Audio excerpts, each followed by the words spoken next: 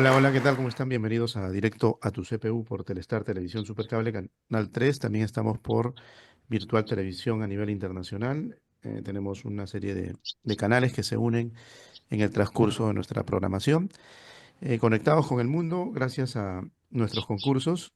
Como sabemos, tenemos dos concursos que están en pleno desarrollo, son Macondos del siglo XXI y Notas Migratorias César Vallejo, que anualmente, pues, para esta fecha ya estamos al borde de la etapa definitiva.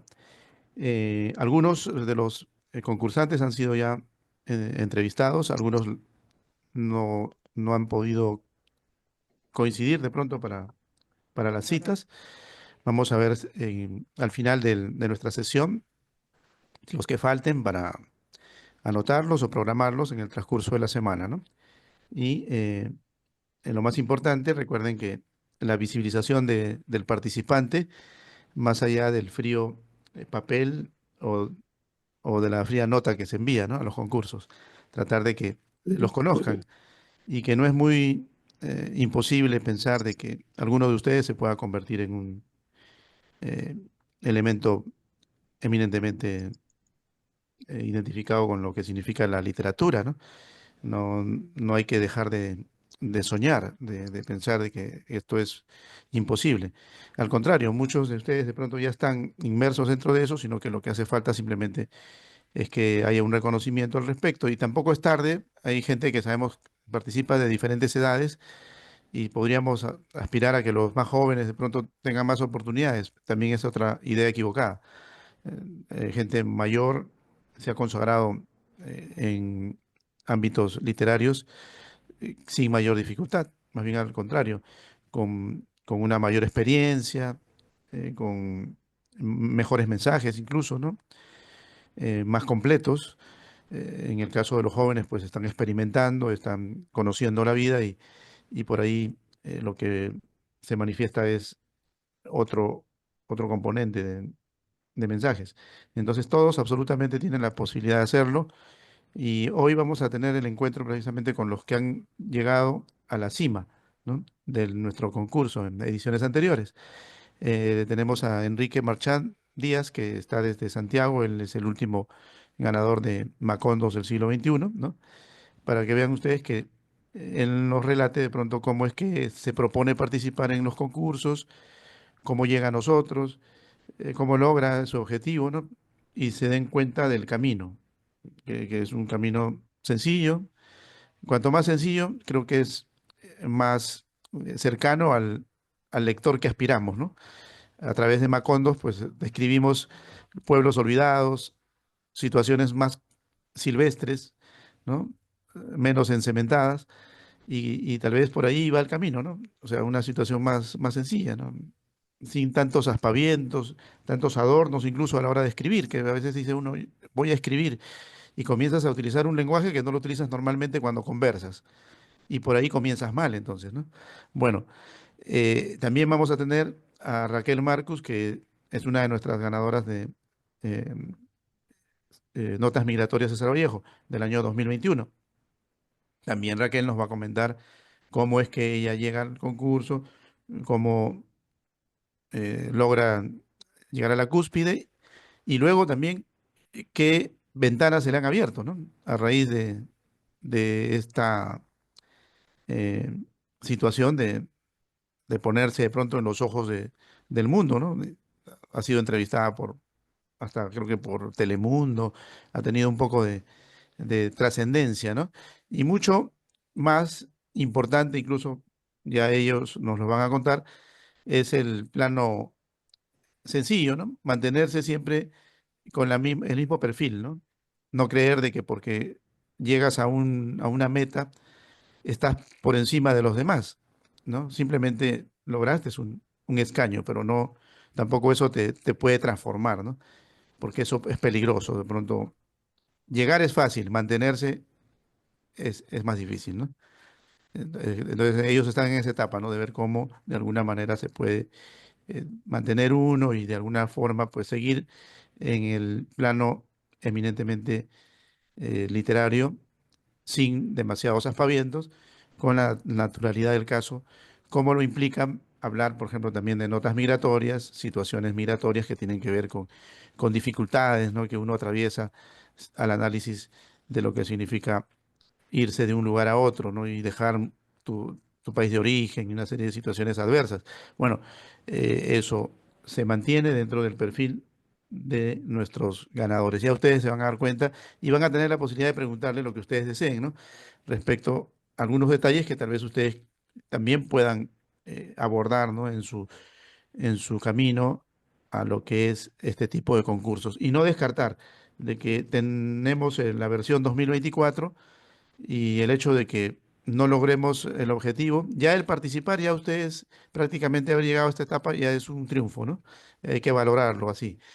Y mantenerse en el tiempo te implica incluso un contacto permanente, hasta familiar, diría yo. Por ejemplo, Moisés, como lo hemos comentado varias veces, pues es parte ya de la familia nuestra, porque siempre participa en los concursos, ¿no? No descarta su participación, él está siempre ahí, al pie del cañón, como se dice en el Caribe, ¿no? Y eso es importante, ¿no? Porque es una comunidad que tenemos ya, ¿no? Siéntanse cómodos, es parte de ustedes nuestro concurso, incluso la proyección que puedan tener a través de él, ¿no? Por ahí han visto propagandas o sponsors que tienen que ver con que ustedes se pueden convertir en protagonistas de su propio mensaje, ¿no? Es cuestión ya de pronto por el interno conversar al respecto y ver de qué manera podemos hacer de que donde estés, en cualquier lugar del mundo, puedas tener proyecciones mucho más fuertes incluso de las que ya tienes actualmente a través de las redes sociales o a través de los medios de comunicación en el país donde te desenvuelves. Bueno, sin más preámbulos, vamos a darle la bienvenida a Enrique Marchán desde Chile. Gracias, Enrique, por tomarte esta mañana para conversar con nosotros y de alguna manera leccionarnos en tu experiencia de Macondos del siglo XXI. 2023 fue la tuya, ¿no? Bienvenido. 2023. Muy Ajá. buenos días a todos, muy buenas tardes acá en Chile, en Santiago. Son pasadas las 12 del mediodía y quiero mandarle un saludo fraterno a todos los participantes, a todos los que están reunidos hoy día por esta entrevista en Zoom. Yo no sé si hay alguna pregunta que me quieran hacer o que me quieras hacer tú, Jorge, para iniciar esta conversación. Ajá, bien, bueno, básicamente sería bueno que nos relates cómo es que llegas al concurso, ¿no? Y si en ese momento en el que llegas simplemente dices voy a mandar este escrito eh, sin mayores aspiraciones a llegar a la cima, ¿no? O si desde un principio sospechaste que lo que tenías era algo tan contundente que podías, ¿por qué no, aspirar a ganar? Perfecto. Mira, les tengo que contar lo siguiente. Yo tenía unos escritos, primero les cuento la ambientación, el contexto en que se dio, sobre unos pueblos olvidados de los que me hablaba mi abuelita cuando era muy niño, en donde ella vivió. Ella fue profesora rural en un pueblito del norte de Chile, al interior de la cordillera, casi cercano a la Argentina, en el límite. Y ahí tuvo alumnos, alumnas y gente que conoció, pueblos que conoció, lugares recónditos, y me hablaba de ellos cuando yo era muy niño. Y después, a mis 50 años, vine a conocer esos pueblos porque me propuse hacer un recorrido buscando a mis ancestros y a los lugares donde se supone que mi abuelita había visitado y donde conoció a la gente más importante que tuvo en su vida. Entonces yo con esa experiencia de este recorrido, de este periplo, empecé a escribir mis sensaciones, pero sin tener idea de que más adelante iba a concursar, ni tampoco menos aún que iba a publicar. Yo solamente empecé a dejar registradas mis sensaciones, de empezar a dejar registradas mis experiencias en este lugar, mis aventuras, mis entrevistas que hice a la gente que estaba allá, y creí necesario dejarlo como para una posterior lectura de mi gente cercana, mis amigos, mis amigas, tal vez mis familiares, pero nada más que eso. Jamás pensé en concursar y jamás pensé en publicar. Bueno, el asunto es que un día leyendo en internet los concursos literarios a nivel internacional, descubrí justamente este concurso de Macondos del siglo XXI y vi que calzaba bastante bien con lo que yo estaba escribiendo. Entonces me motivé, me incentivé, aunque fuera un escrito totalmente personal y sin mayores aspiraciones, me entusiasmé a mandar lo que tenía escrito al concurso. Incluso no lo tenía totalmente terminado, pero tenía una gran parte que podía ser un contexto coherente de la experiencia que yo tuve. Y así fue como se inició esta carrera y esta aventura de la que tú conoces bastante bien, Jorge, porque hemos estado en conversación, hemos estado en Lima, hemos participado en bastantes eventos, así que tú ya sabes lo siguiente que pasó en el camino que lo podemos conversar también. Ajá. Bueno, luego, cuando te enteras del veredicto, ¿no? Em, ¿Se te pasó por la mente de pronto, eh, por ejemplo, venir a Lima, ¿no? A recibir tu distinción y toda aquella alegoría, ¿no? Protocolar de lo que significa conseguir un triunfo, ¿no? Literario. Claro, no, mira, como te decía, yo no pensaba participar en concurso y cuando ya me metí en este tema, como era un concurso internacional que concitaba a muchos países y autores del mundo, jamás me imaginé terminar seleccionado, ni mucho menos quedar en la final. Fue muy emocionante para mí cuando nos citaron a los preseleccionados a asistir a la ceremonia de premiación, porque hasta ese momento no se nos había comunicado el lugar que habíamos obtenido, si alguna mención honrosa, algún segundo o tercer lugar o el primer lugar. Entonces, para mí fue una sorpresa, en primer lugar, que me hayan concitado, que me hayan convocado a esta reunión final y por supuesto la sorpresa mayor, que es muy emocionante en esta ceremonia protocolar, en esta ceremonia que ustedes hacen tan especial, empezar a escuchar a los nominados, empezar a escuchar a los premiados, es muy emocionante. Y bueno, y después cuando se me mencionó porque los participantes han de saber de que en estos momentos en la premiación se lee un trocito de lo que uno escribió y después se da el nombre del ganador o de la persona a la cual pertenece ese escrito. Entonces, yo cuando empezó a pasar todo esto, dije, bueno, no quedé en ninguna parte, porque no, ya estaba en segundo lugar, estaban las menciones honrosas y no mencionaban el primer lugar. Entonces yo ahí dije, ya, yo no estoy en ningún lado.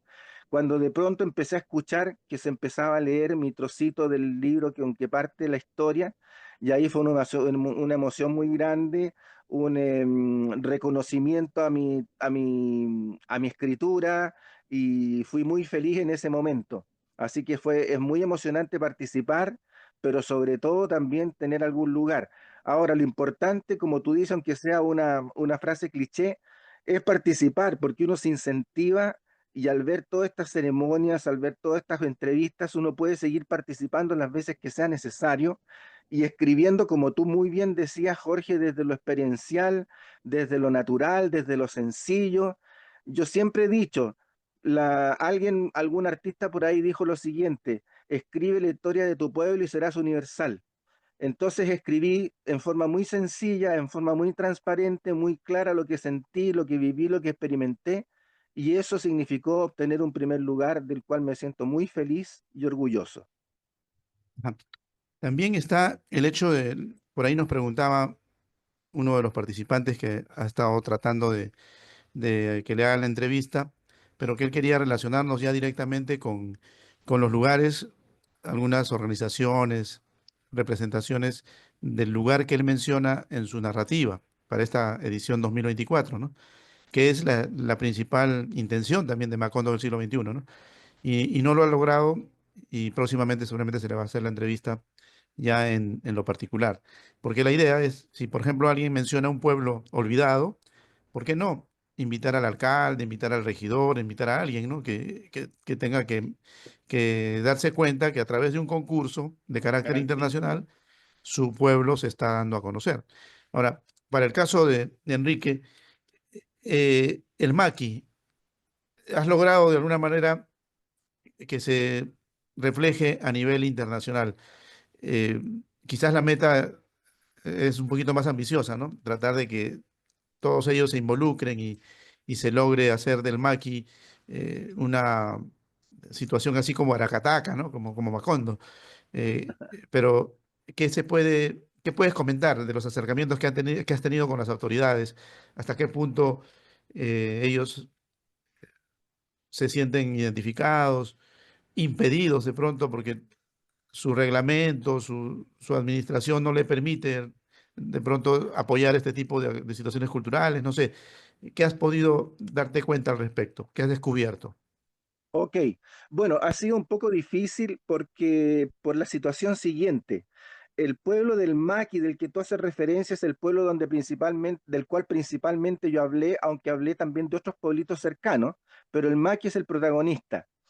Como les contaba, el Maqui es un pueblito precordillerano que queda muy lejano en la cuarta región de nuestro país, al interior de la cordillera y pertenece a la comuna de Montepatria. Montepatria también es un pueblo, una ciudad más bien digamos, y que concita varios pueblitos alrededor que forman la comuna. Entonces yo me contacté con la municipalidad de Montepatria, porque en el MAC y en esos pueblitos no hay, casi no hay, digamos, instituciones oficiales establecidas, apenas hay una posta y en alguno de ellos un apostamiento de policía civil, pero me comuniqué con las autoridades de Montepatria, con el alcalde y con el director del Departamento de Cultura. Me recibieron muy bien porque entendieron la importancia de este concurso. Tuvimos una conversación bastante interesante en las dependencias de la municipalidad con estos dos personajes. Se entusiasmaron bastante, pero por una razón de recursos económicos no podían hacer mucho. De hecho, no pudieron viajar a Lima a la ceremonia porque los recursos están destinados a ciertas cosas urgentes de las comunas y de los pueblos y no podían destinar recursos a esta, digamos, designación. Sin embargo, ellos se entusiasmaron de tal manera que pudieron financiar la impresión del libro. Entonces esto significó algo muy bonito porque me acompañaron en todo el proceso de edición del libro, de impresión del libro, y además me acompañaron a lanzarlo en el mismo pueblo del Maqui, que tiene unos 163 habitantes, no son más. Así que fuimos todos en caravana desde Montepatria hasta el Maqui a presentar mi libro y lo distribuimos gratuitamente entre la población existente. Fueron de varios pueblos alrededores, de los alrededores, fueron de Montepatria también, fueron conocidos, amigos, familiares, incluso hasta alumnos de mi abuelita de esos años 30 que tenían 95, 100 años, todavía existían algunos alumnos y alumnas de mi abuelita que la habían conocido. Entonces fue muy bonito porque lanzamos el libro en esa oportunidad en el Maqui, con la presencia del director de cultura, y conversamos sobre ello con los asistentes, me hicieron preguntas, me hicieron comentarios y recuerdos. Así que con estos recuerdos yo me entusiasmé, entonces hice nuevas entrevistas para ver si saco una segunda versión del libro más aumentado en fotografías y en textos. Pero fue muy bonito porque la gente se explayó, contó su historia, cada cual quería contar su anécdota y que quería que saliera en el libro, así que me comprometí a escribir una nueva versión del libro, una nueva edición con estos textos nuevos que van a surgir a partir de esto. Fue una muy bonita experiencia este lanzamiento en el Maqui y el libro ha tenido muy buena recepción en Santiago también, lo he distribuido en bastantes partes, así que ha sido una experiencia maravillosa y que este pueblo tan pequeñito se está haciendo conocido en Chile y en el exterior. Es una experiencia y una emoción muy grande para uno que lo conoció. Bien, bien, Enrique. Bueno, de todas formas, si conversas con las autoridades, diles que Lima los espera, ¿no? No hay, no hay tiempo límite. Cuando puedan, ¿no? Cuando los recursos estén bien, se dan una vuelta por acá y le rendimos el homenaje que se merece el pueblo del Maqui, Montepatria, toda la zona. Pero Estupendo. vamos a ver qué te quiere preguntar por ahí Bernarda. Bernarda conoce también la zona, ella también es de allá de Chile. Bernarda, Allá, bienvenida. A ver, ¿qué le dirías a Enrique? Hola, buenos días. No sé si en alguna parte ya es buenas tardes. Bueno, acá en Chile en realidad ya es buenas tardes. Sí, no había relacionado la hora. Me dio mucho gusto escuchar a Enrique porque la verdad que yo soy de Combarbalá. Yo nací en ah, mira, Combarbalá, que queda muy cerca de Montepatria. y son efectivamente pueblos precordilleranos. Digamos que los principales como Montepatria, como Punitaqui, como Combarbalá son principales, pero al interior hay mini caseríos, pueblitos muy pequeños y, y me hizo recordar todo ese tiempo mío en Combarbalá y, y la verdad que me da gusto y quiero felicitar a Enrique porque quiere resucitar esos pueblos olvidados, abandonados, porque por la tecnología, por los avances, toda la gente está migrando a las grandes ciudades. Entonces, qué bueno que resuciten el maqui. No conozco el maqui yo. Así que, qué bien. Bien, Gracias. gracias. Gracias, Bernarda.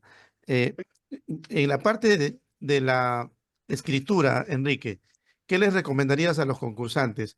Cuando te pusiste a escribir ese libro, básicamente, que ha llegado a ganar el concurso, ¿notas tú quizás alguna diferencia con otros escritos que hayas realizado?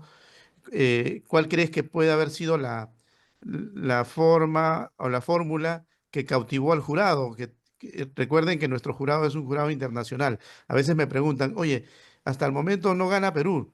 Y yo le digo, bueno, Perú organiza, pero no necesariamente tiene que ganar, ¿no? Los que tienen que ganar son los que tienen que ganar. No tiene nada que ver con un país en específico. Para eso está el jurado. El jurado es internacional, el jurado dará su veredicto, quizás en algún momento tengamos un ganador de Perú, ¿no? Pero no porque se haga el concurso en Perú, tiene que ganar Perú. Esto para los críticos, ¿no? Porque por ahí dicen, oye, pero ¿por qué Perú no gana? Bueno, simplemente que no le ha tocado, ¿no? Pero al margen de los países como tal, pudo haber sido Enrique con su narrativa fácilmente ubicado en México, fácilmente ubicado en los llanos de pronto de Argentina, incluso de acá de Perú, ¿no? O sea, hay una coincidencia, ¿no? O sea, tampoco es que lo tuyo esté totalmente reñido de lo que pasa en Perú, de lo que pasa en Colombia, es casi lo mismo. Las historias son, el Macondo que conocemos de García Márquez está por ahí, ¿no?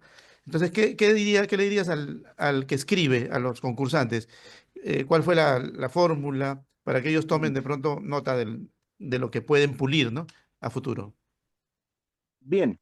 Mira, Jorge, en primer lugar, la primera recomendación es que uno escriba no pensando en un concurso, en una publicación propiamente tal, porque eso de alguna manera te limita y te bloquea.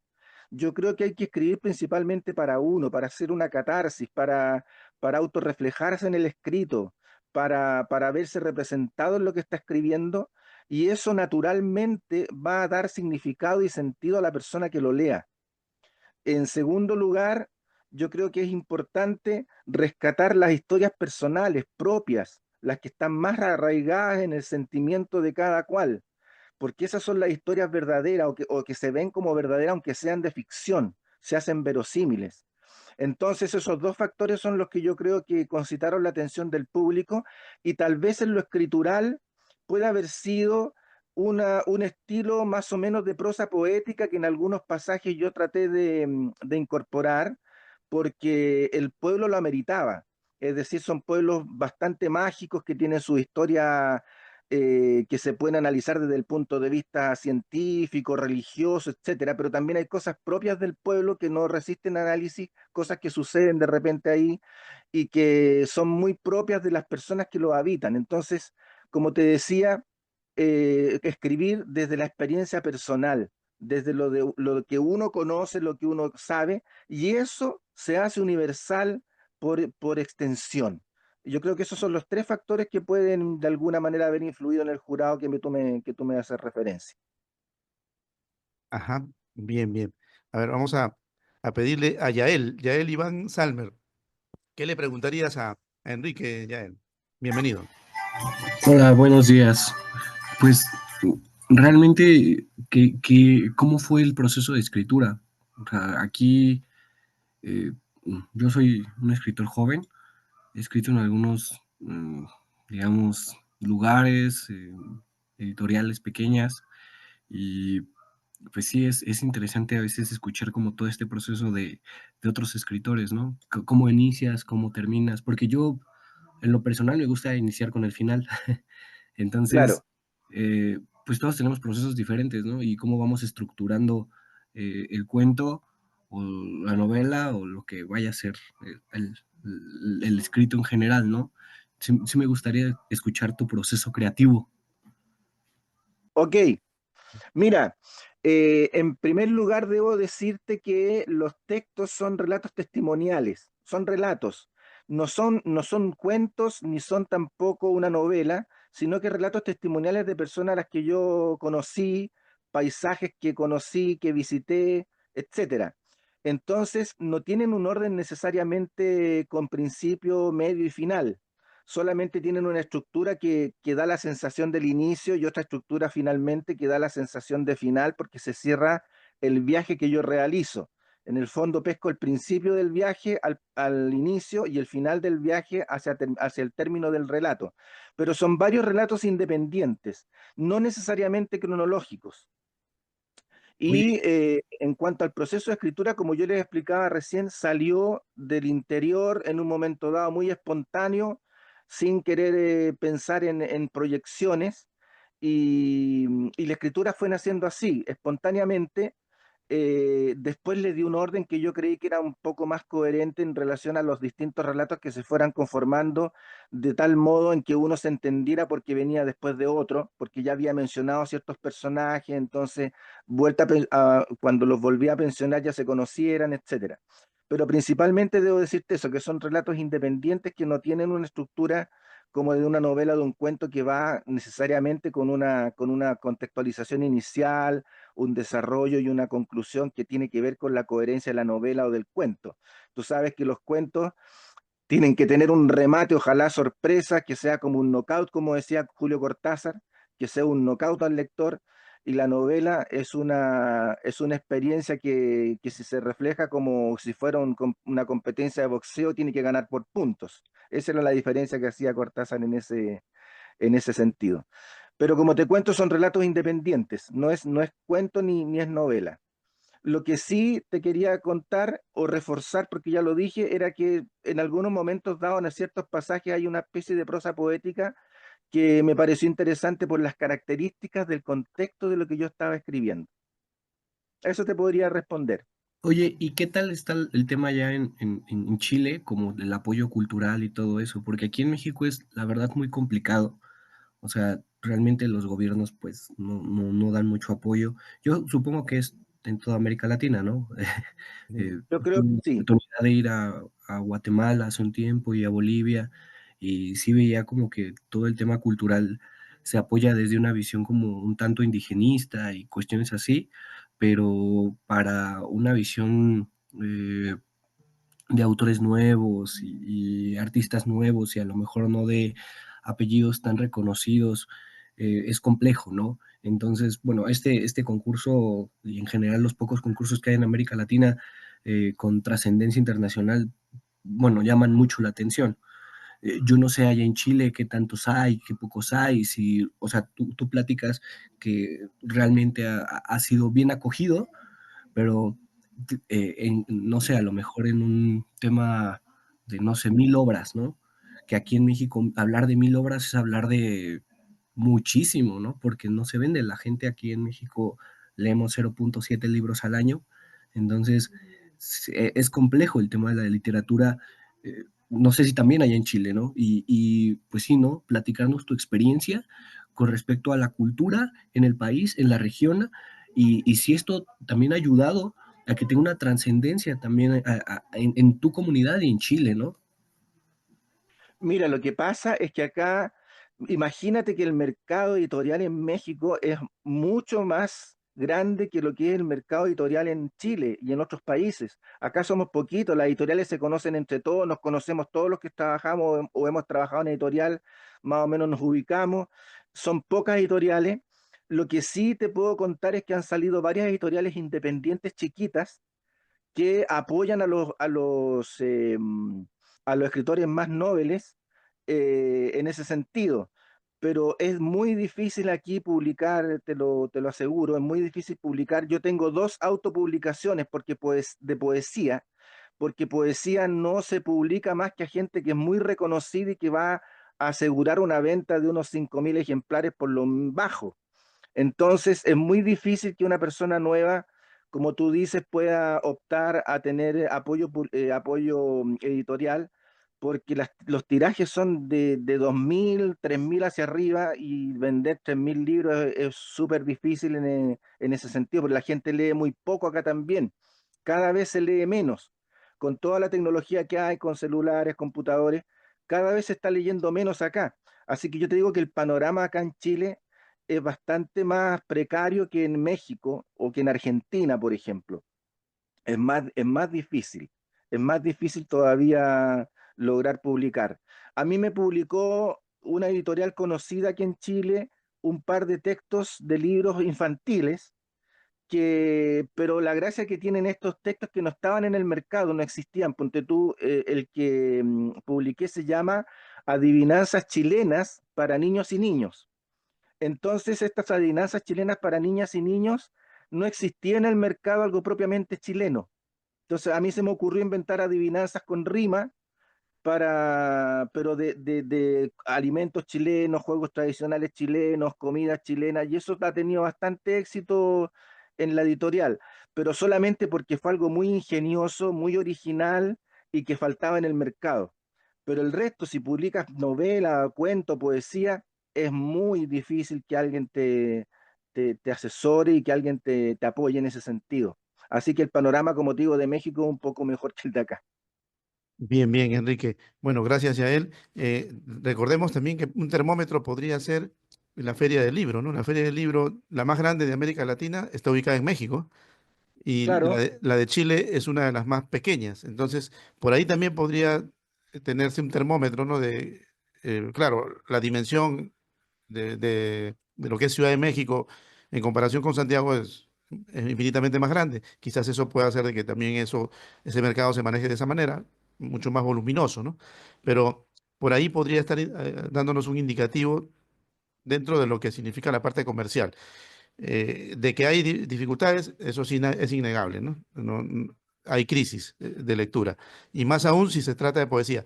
Vamos a continuar con Enrique, pero vámonos precisamente ya a iniciar la poesía. Y ya tenemos a Raquel Marcus, que también es ganadora de nuestro concurso Notas Migratorias 2021, para que ella nos comente su experiencia, ¿no?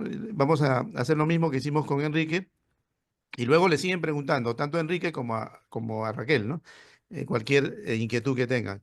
En el caso de a Raquel le vamos a pedir, bueno, que nos comente cómo es que ella llega a nuestro concurso, cómo es que se arma ese texto, si específicamente pensó ella que en algún momento podía ese texto convertirse en el ganador de un concurso internacional, o simplemente para ella fue sorpresa.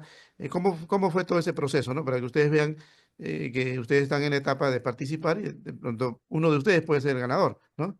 Entonces, para que desde aquí se vayan guiando de experiencias vividas por nuestros ganadores. Bienvenida, Raquel, y gracias por estar con nosotros hoy aquí en nuestra cita dominical. Bienvenida. Hola Jorge, buenos días a todos los participantes. Gracias por dedicarnos un tiempo para escuchar nuestras experiencias. Saludos desde Caracas, Venezuela. Si creen que Chile está apartado, no les cuento de Venezuela. Estamos bastante aislados en muchos sentidos. Eh, bueno, por supuesto, cuando yo escribí ese texto, ni siquiera estaba pensando en mandarlo a un concurso. Yo escribí ese texto porque emigré y sentí cuando emigré que mi vida se dividía en dos y una parte de mí quedó en Venezuela, la otra parte se fue y entre ese pedazo que se quedó y ese pedazo que emigró, yo tenía que armar quién era la persona en la que me había convertido, porque sentía que me faltaban piezas que había dejado en otro país, sentía que tenía que construir nuevas piezas para colocarlas en los espacios que se habían quedado vacíos. Y entre ese proceso de saber quién fui, quién soy, me di cuenta que había que hacerse preguntas. Entonces, la primera parte del poema, que se llama El apego, que resultó ganador, es una gran pregunta. Y la segunda parte es mi intento de responder quién soy a pesar de haberme ido, quién soy a pesar de que una parte de mí se quedó en otro país. Y de esas sensaciones que me invadían y me embargaban en ese momento, de tratar de echar raíces en un país en el que yo no sentía que podía encajar. Escribí el texto porque lo necesitaba, porque los poetas necesitamos escribir, aunque nadie nos lea, y lo guardé mucho tiempo. Cuando regresé a Venezuela, bastante tiempo después, estamos hablando de 5 años, puede ser, lo tenía guardado y de repente, revisando en la web, conseguí la convocatoria del concurso de notas migratorias y recordé ese poema. O sea, ese poema justamente hablaba de mi partir en dos cuando emigré y sin ningún tipo de expectativa, sin ninguna intención de conseguir entrar entre los finalistas, los semifinalistas, entre nada, sin expectativas, porque así es como mejor participar en los concursos. Ir sin expectativas, porque no sabes lo que puede pasar. Y si te dan más expectativas y después no entras ni siquiera entre los finalistas, te vas a sentir decepcionado contigo mismo. Y eso es terrible, porque además tú no le debes explicaciones a nadie y no te puedes hacer trampas, o sea, no te puedes hacer cosas que te hagan desmotivarte, porque yo no sé si las personas que escriben lo eligieron. Yo creo que eso es algo en lo que se nace y se va desarrollando, apalancando, mejorando, te vas preparando, pero esa vena que te hace sentarte a escribir es algo muy íntimo y algo muy privado y es algo que tú haces solo enfrente de tu hoja o de tu ordenador. Yo sí escribía mucho en papel al principio, ahora escribo en computador y más que nada en el teclado de mi celular, porque las ideas o lo que llaman las musas o lo que llaman la inspiración me llega en el momento menos pensado, en el momento más inesperado, y si no aprovecho ese momento y agarro la idea y la capturo, después le doy forma, etcétera. Por lo menos los poemas es muy fácil de, si te llegó el nombre o sea, te llegó como lo que yo llamo el corazón del poema, en ese momento te sientas, lo escribes y después lo trabajas y les das forma y lo mejoras, etcétera. Pero la inspiración no hay que desaprovecharla cuando llega. Entonces, bueno, como les digo, yo metí el poema sin ningún tipo de expectativa y la primera sorpresa que me llevé es que quedé entre los semifinalistas y me llegó un correo de notas migratorias que, como había quedado seleccionado entre los finalistas, me iban a entrevistar. Me entrevistó Jorge junto con 3 personas más y hablamos bastante de la situación, de las razones, de las causas, de las motivaciones, de la inspiración. Todo eso estaba en la página web de Notas Migratorias y no sé si se recuperó o en la nueva la nueva página de la Fundación Hispana quedó o no quedó, pero en todo caso hay un registro de todas esas entrevistas y también sin ninguna expectativa me dediqué a ver el programa en el que nombraban a los ganadores. Se elegían 10 ganadores y 3 primeros lugares. Y me recuerdo que ese programa en el que se anunciaron los resultados duró bastante, duró más de 1 hora y media. Yo me quedé, mi familia salió y yo me quedé en la casa porque quería ver los resultados. Nombran a todos los finalistas y empiezan de atrás para adelante. Ya cuando yo no quedo entre los finalistas, digo, bueno, nada, no quedé. Y yo decía, yo confiaba en ese poema. Yo tenía, no fe tanto en mí, pero sí tenía fe en el poema, porque yo decía, ese poema dice algo, ese poema tiene alma, ese poema tiene algo poderoso. Yo decía, tal vez no confío en mí, porque todos hemos experimentado el síndrome del impostor y el que no lo ha hecho, se va a enfrentar a eso en algún momento y les recomiendo que traten de superarlo todos los días un poquito. En todo caso, yo decía, tal vez no confío en mí, pero sí en el poema. En todo caso, anunciaron los 10 finalistas, anunciaron los premios especiales, los carismáticos, etcétera. Y yo me quedaba como por decir, bueno, quiero saber quién es el ganador. Anunciaron el ganador de periodismo, anunciaron el ganador de narrativa, y bueno, ya me quedé para ver quién era el ganador de poesía, pero por pura curiosidad. O sea, yo no tenía ninguna expectativa. Cuando nombran el poema El apego, yo digo, qué casualidad, alguien escribió un poema llamado igual al mío. Nunca pensé que fuera yo. Y cuando me nombran el seudónimo, que no lo voy a decir porque lo sigo usando mucho. Y luego mi nombre, yo no me lo podía creer.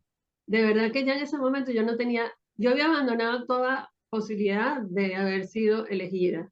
Y yo fui la primera sorprendida, mi cara no era normal de asombro, no tenía con quién compartirlo en ese momento, así que, no sé, toda la emoción me la tuve que guardar, capsular y mostrarme entre la cámara de alguna manera comedida. Me pidieron que leyera el poema, yo no lo tenía a mano, pasé muchísimo tiempo entre estar en un live y buscar el poema para poder leerlo. Cuando lo leí, yo creo que tartamudeaba.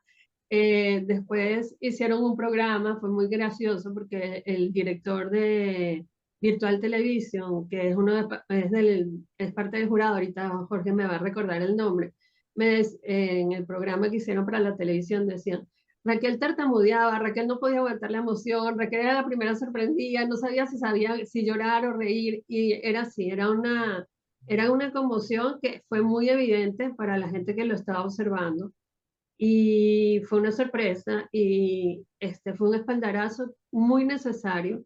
Yo siempre había escrito, yo escribía poesía desde los 9 años, y yo escribía poesía y la engavetaba, o sea, yo soy periodista, yo soy escritora, yo he hecho y publicado libros de investigación histórica, reportajes, he escrito en prensa desde que tengo 19 años. O sea, yo tenía una carrera como escritora y como periodista bastante fuerte, bastante apalancada, bastante desarrollada, y mi poesía era mía, era para mí, era para mis seres queridos, estaba guardada, como yo decía, en un rincón de mi escritorio y en un rincón de mi alma. Ese premio me dijo que sí tenía algo para compartir con el mundo, que sí podía interesar lo que yo escribía, que sí podía producir un efecto en el otro, que sí tenía algo que decir y me hizo creer en mí. A partir de entonces, mucha gente me decía, ¿cuándo publicas? ¿Cuándo publicas? ¿Cuándo publicas? Y realmente haber ganado este premio me motivó y escribí me senté a escribir mi primer poemario en serio, los demás eran poemas que estaban por allí y por acá, y se llamó Escribir para existir, y era reconociendo que para mí escribir era existir. O sea, yo existo cuando escribo.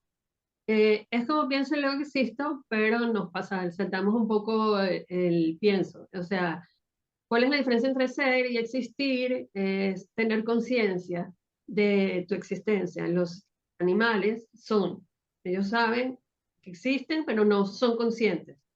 El ser humano, por el proceso mental que realiza, es consciente de su propia existencia. Por eso dice, pienso y luego existo. Para ser no hace falta pensar, para existir sí. Yo me salto el pienso y digo, escribo y luego existo.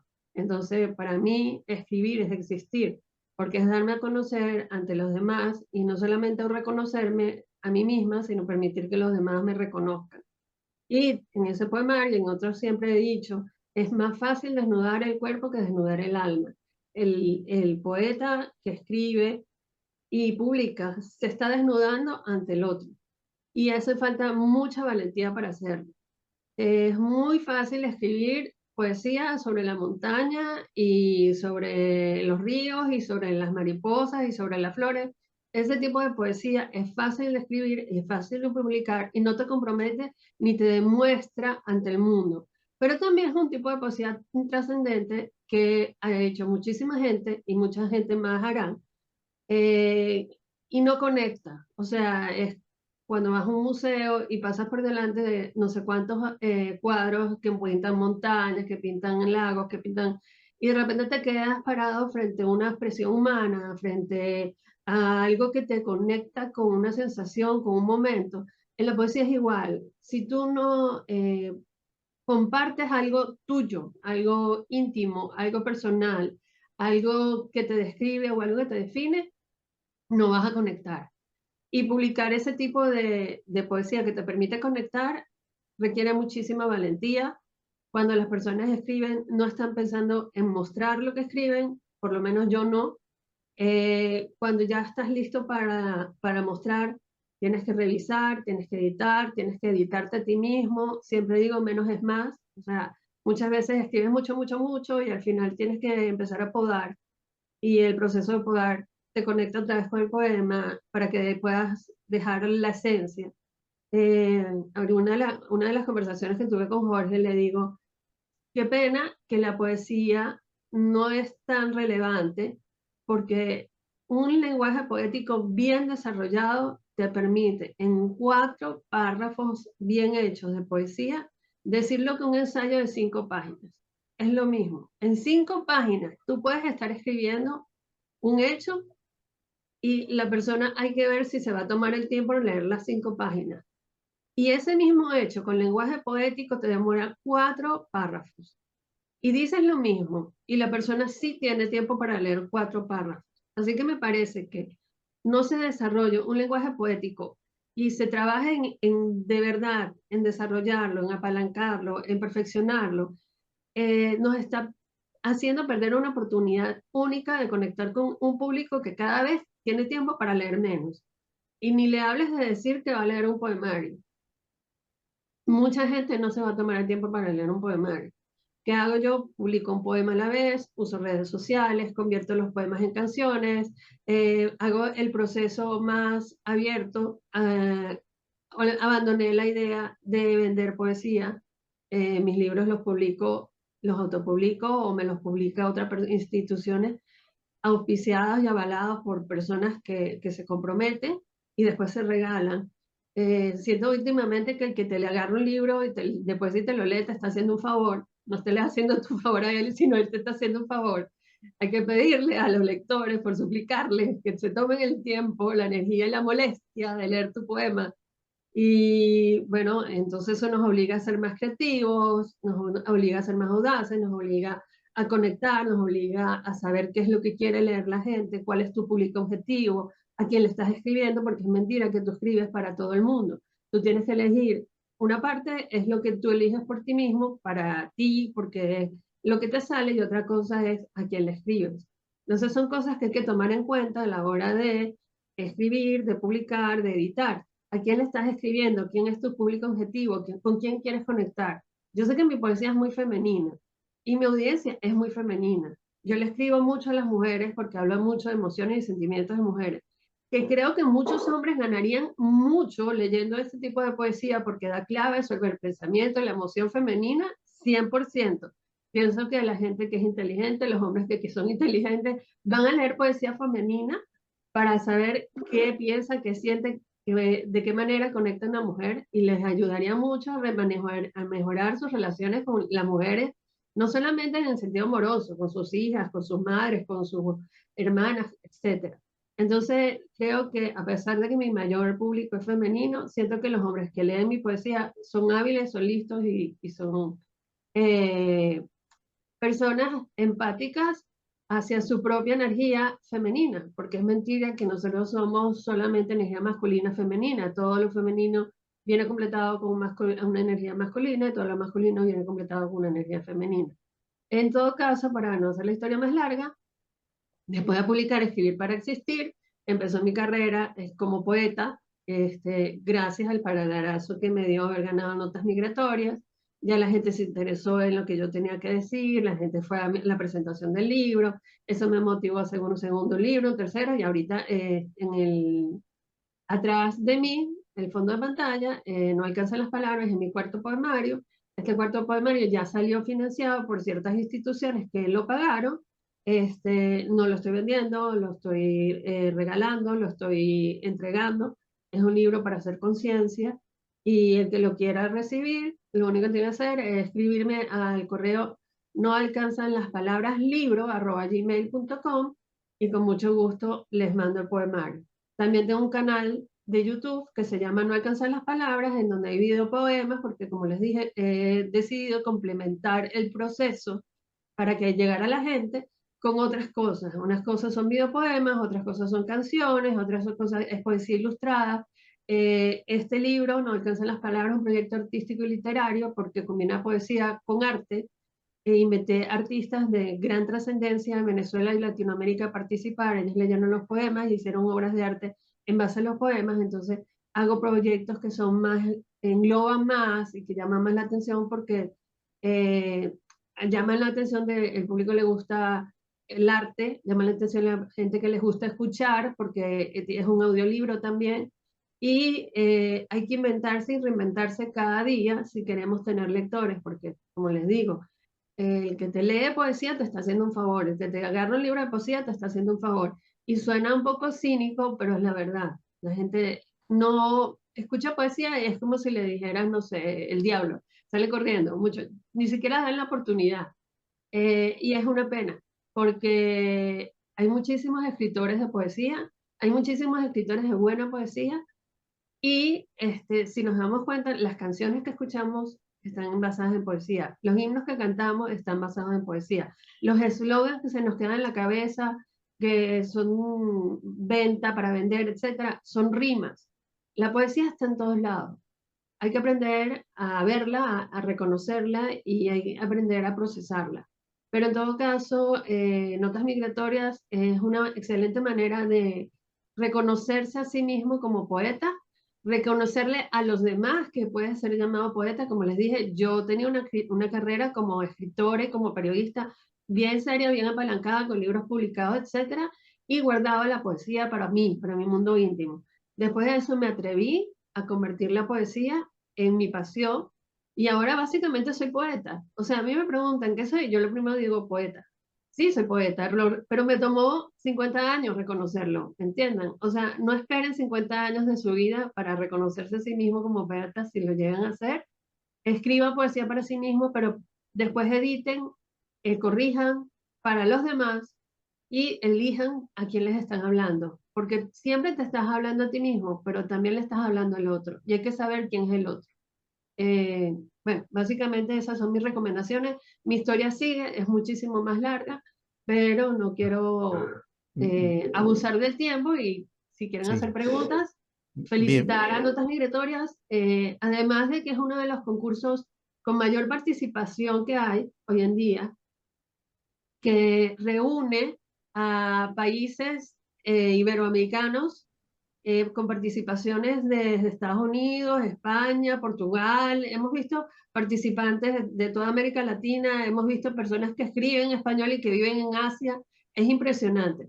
Entonces sí, es un concurso que da apalancamiento, que da proyección, que te permite que te vean, que te conozcan y ya sea que ganes o que quedes entre los finalistas o que como ustedes que están entre los semifinalistas, aprovechen esto como una oportunidad para decirles que lo que ustedes están haciendo sí importa, sí vale, sí tiene trascendencia, porque si no, no estarían elegidos entre los semifinalistas, porque son muchos concursantes y el grupo que se elige para cada categoría es bastante pequeño.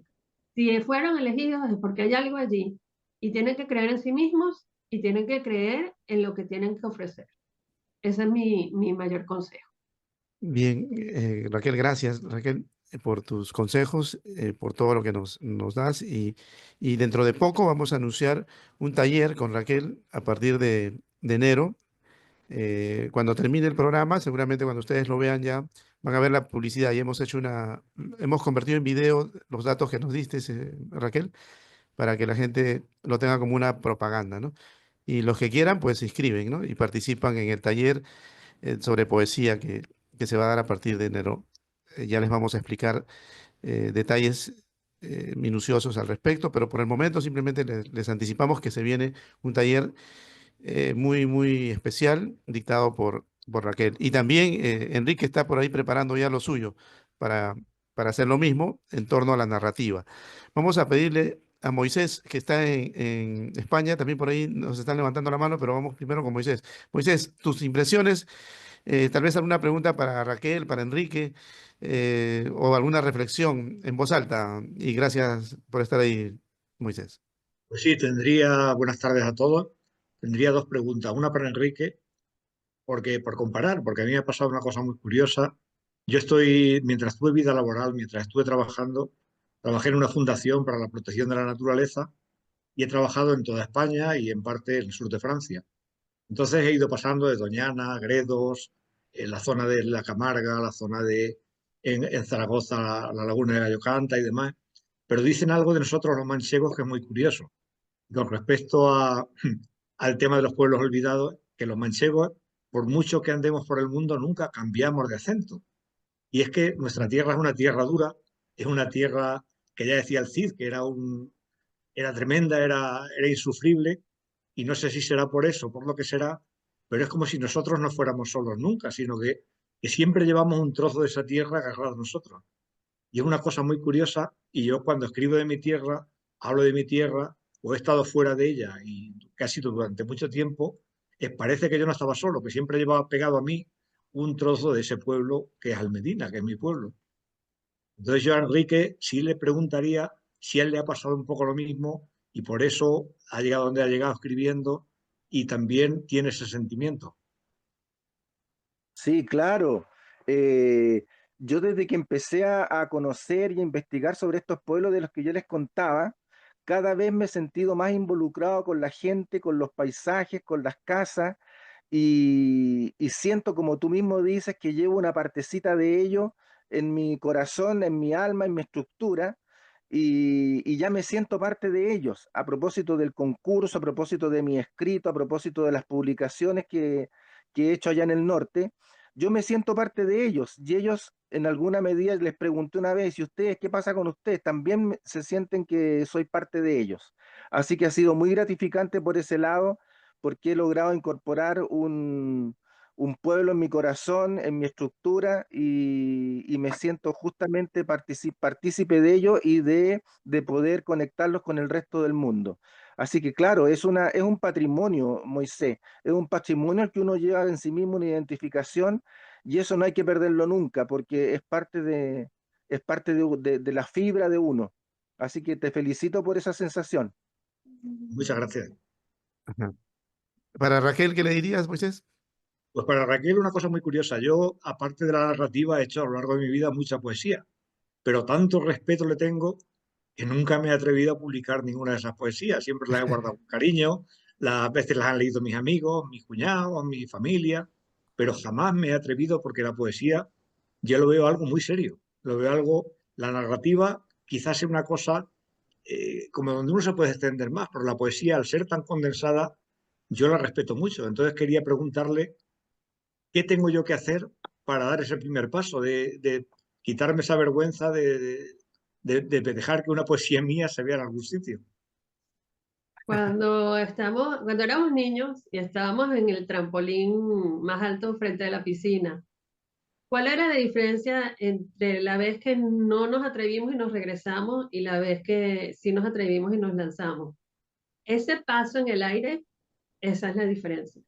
El paso que le das en el aire justo antes de tomar la decisión, esa sensación de vértigo, de no saber a dónde vas, de preguntar cómo va a ser la caída, cómo te va a recibir el agua, tienes que asumir que al publicar poesía vas a pasar por eso, por ese vértigo, por ese estómago que se te va a llenar de mariposas, por esa sensación de exponerte que no se siente con la narrativa. Por eso te digo, yo había publicado eh, narrativa, he hecho libros de historia, me he dedicado a ser escritora profesional y es que nunca he tenido miedo de publicar nada. O sea, siempre mis artículos salían y yo no tenía ningún miedo, porque no estaba hablando de mí, estaba hablando de lo que veía, de lo que sucedía, de la historia de otros.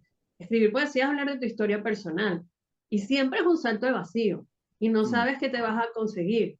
Cuando yo me lancé vacío y aterricé en la piscina, me sentí bien recibida por el agua y quise volver a experimentarlo. Y ya la segunda vez que me lancé del trampolín fue más sencillo y la tercera más sencillo. Pero mentira que he dejado de sentir en algún momento que me estoy lanzando de un trampolín, lo cual no pasa con narrativa. Cada vez que yo publico algo de mí, de mi pluma, que es poesía, yo siento que me estoy exponiendo, tanto, tanto como dar el salto al vacío desde el trampolín, como el hecho de desnudarte públicamente, porque estás haciendo público emociones, sensaciones, sentimientos muy propios que escribiste para ti delante de tu pantalla, delante de tu computador o el que le gusta el papel, y lo estás haciendo público. Y es muy difícil alcanzar esa valentía. Ahora, ¿cuál es la diferencia? Tienes que creer en ti. Si tú crees que tienes algo bueno para ofrecer, si tú crees que vas a hacer la diferencia para el otro, si crees que vas a crear un hecho empático que la persona va a conectar contigo, que tienes algo que decir, eso te va a hacer creer en ti mismo. Yo siento, hay una frase que dice, el que salva una vida, salva al mundo. Y yo digo, el que toca una vida, toca el mundo. Si tu poesía toca un alma y logra que esa alma sienta algo, ese impacto se va a replicar en el mundo. Entonces, el poeta es muy altruista, porque de verdad está mostrando algo muy personal, muy íntimo, muy de su mundo interno, lo está haciendo público. ¿Para qué? Porque ya dije, hace falta valentía y hace falta confiar en sí mismo. ¿Para qué publicas? ¿Para qué muestras? Es altruismo, no es otra cosa. Es tratar de despertar al otro algún tipo de sensación, algún tipo de emoción, algún tipo de conexión humana. Y el poeta es altruista. O sea, yo dije, abandoné la utopía de vender poesía, porque yo me doy cuenta del propio acto de escribir es altruismo. Entonces, ¿para qué voy a tratar de vender poesía? Hoy en día la regalo, mi canal de YouTube está abierto, mis libros están en la web y están disponibles, el que me lo pide, doy mis libros, regalo mis libros, me hacen un favor cuando me leen. Entonces, sí siento que si el propio hecho de escribir al poesía es altruista, pues entonces ya decido ser altruista del todo. Y bueno, claro que yo vivo de otras cosas, o sea, no de poesía, pero el artista tiene que entender que, que vivir del arte, muy pocos. El 1, el 2%, el 3% tal vez lo logre. Los demás haremos arte sin vivir de eso. Si alguna vez alguien nos paga o recibimos una reivindicación por ese trabajo, bienvenida sea, pero el que se mete en el arte tiene que entender y tiene que saber que esto es un trabajo del alma. Y los trabajos del alma son así. Eh, lo haces por ti, lo haces por el otro, lo haces por conectar y no porque quieras vivir de eso, porque hasta llegar a Picasso, ¿cuántas personas se quedaron en el camino? Es lo mismo, una Isabel Allende. ¿Cuántas hay Isabel Allende? Hay una sola Isabel Allende. Estemos claros, entendamos que hay muchísimas escalas entre cero y Isabel Allende. Entonces, veamos en dónde creemos que pertenecemos, a dónde queremos apuntar, a dónde queremos llegar y conformémonos con nuestros objetivos y tengamos claro que nuestros sueños nadie nos los puede truncar. Yo siempre digo, yo tengo sueños grandes. Siempre digo, yo tengo sueños grandes y trabajo por ellos todos los días, porque no sé en qué momento Dios pestañea y me los hace realidad. Entonces, trabajo para llegar a donde quiero llegar todos los días, con pasión, con dedicación, con esmero. Hay que prepararse. Nadie escribe buena poesía sin preparación. El que diga que escribe buena poesía sin haber leído nunca a los grandes autores está mintiendo. O se está mintiendo a sí mismo o le está mintiendo a los demás. Hay que leer buena poesía para escribir buena poesía. Hay que saber cuál es el tipo de voz que tú quieres desarrollar. Hay que atreverse a innovar. Hay que hacer cosas que sean diferentes. Hay que salir de la zona de confort. Es lo que digo, es lanzarse del trampolín. Siempre la poesía es lanzarse del trampolín. Espero haber respondido la pregunta. Bien, Muchas bien, gracias. gracias. Gracias, Raquel. Bueno, es parte de lo que se va a desarrollar en el taller, lo que estás revelando parte del taller, ¿ah? En enero, recuerden, todos los que están participando pueden inscribirse a nuestro correo de la fundación para que puedan tener estos tips, ¿no? Estos secretos, ¿no? Que pueden llevarte a la cúspide si es que lo sabes aplicar. Por ahí levantaba la mano nuevamente Yael, pero vamos a pedirle a los demás también que participen. Yael, a ver, algo corto, ¿qué nos dices, Yael? Te escuchamos. Yo lo que veía mucho con Raquel es que tiene una visión muy multidisciplinaria, ¿no? Porque no solo habla acerca de ser escritor, sino también un tanto de publicidad, de un público objetivo, y creo que es bien interesante esta visión que tiene ella y que yo, o sea, normalmente los escritores no la tenemos, de un tanto ver como una cuestión de producto, no sé si llamarlo así, producto cultural, lo que escribimos, porque pues sí, ¿no? Al final necesitamos vivir de algo.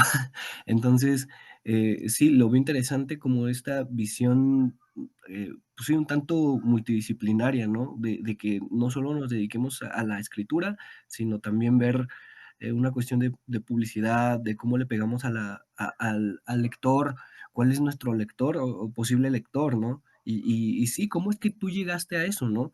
A esta visión tan amplia del mercado, de quien nos puede leer. Yo soy periodista. Yo estudié periodismo como carrera base y luego la forma como yo redacto llamó la atención de ciertas personas que me contrataron para que les escribiera libros institucionales sobre historia o libros familiares sobre historia. Y yo aprendí en el proceso muchísimo. Fue mi camino personal. También trabajaba en periodismo institucional.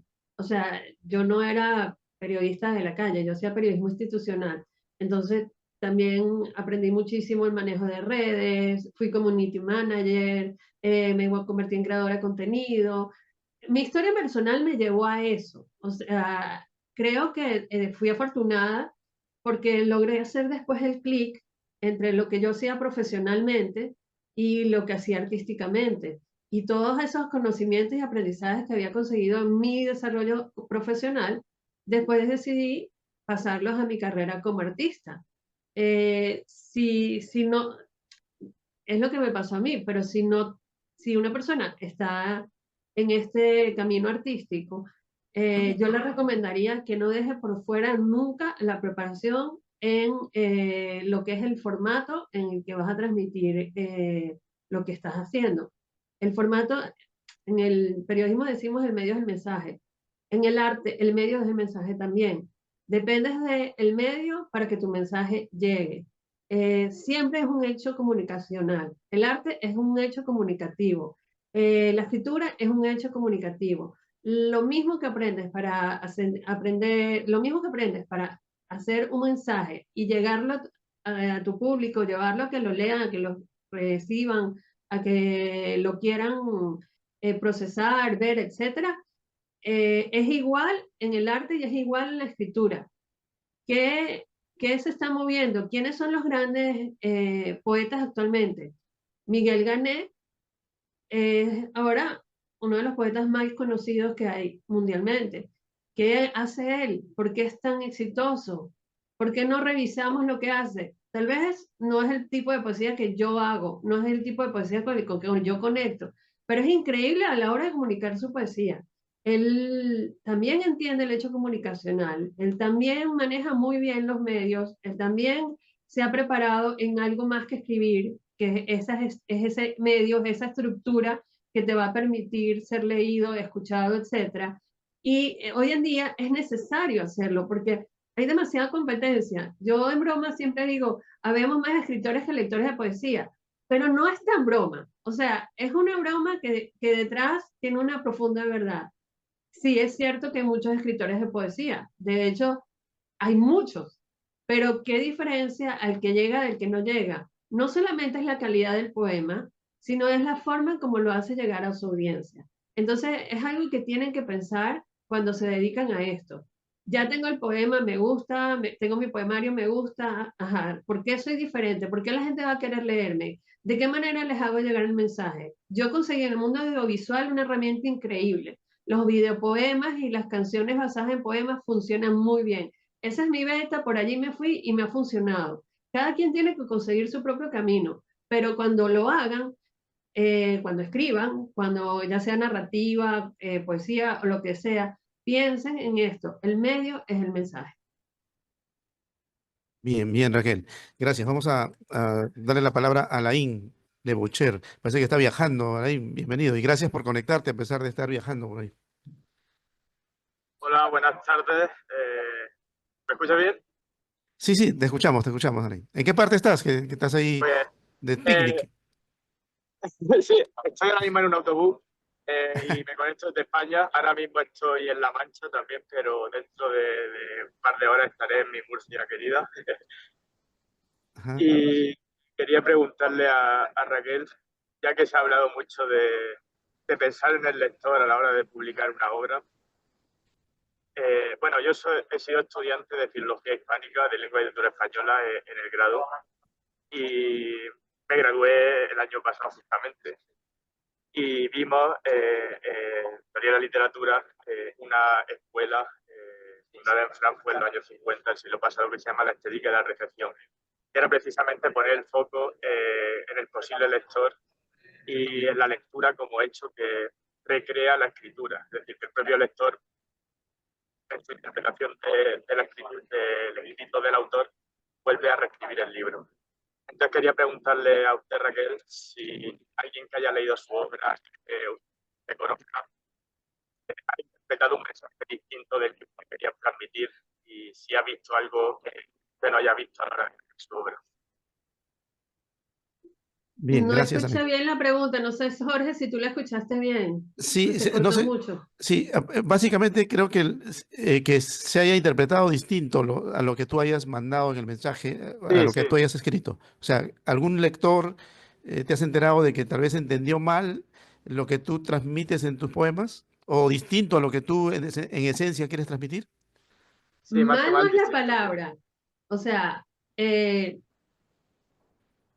las mamás sabemos que cuando tenemos hijos y los arrojamos al mundo, por decirlo de una manera, ellos van a hacer su propia vida. Ellos podrán tener nuestra preparación, nuestra educación, lo que les dimos y lo que tratamos de meter dentro de ellos. Pero una vez que ellos están en el mundo, son dueños de sí mismos. Los autores somos padres de nuestros textos. Tenemos que entender que una vez los soltamos al mundo, ellos son sus propios dueños. Ellos tocan a la gente de la manera que la persona los recibe. El hecho creativo es una construcción entre el escritor que comparte y el lector que interpreta. Allí, en donde se une el lector y el autor, hay un hecho creativo. Y es parte en el que el lector pone la mitad y en el que el escritor pone la otra mitad. Entonces, no hay manera de malinterpretar un texto porque cada quien lo interpreta de la manera en que la persona fue educada, en su sensibilidad, su educación, sus posibilidades, etc. Y el autor no puede decirle al que lo lee que está mal, que interpretó mal, porque tú ya soltaste el texto, tú ya lo diste al mundo. Ese texto va a tener su propia vida y va a tener su propio proceso y cada quien lo va a ver de una manera diferente. Por supuesto que me han llegado interpretaciones descabelladas y yo me río, porque digo, no sé qué hay dentro de estas personas y entiendo que hay algo de esa persona que distorsionó el mensaje, pero está bien, si eso fue lo que él interpretó o lo que ella interpretó, está bien, acepto el feedback y me emociona ver que esto se puede ver de una manera totalmente diferente a como lo sentí cuando lo hice. Y no está, o sea, para nada crea un problema. Eso sí, ten dominado el ego. El ego puede ser un aliado o puede ser un enemigo. Si tú te paras sobre tu ego, si tú crees que eres Borges y te importa muy poco lo que las personas entiendan o no de tus textos, o qué tan transparente eres con tu lectura o con tus lectores, o cómo los vas a tratar, te vas a aislar mucho de ellos.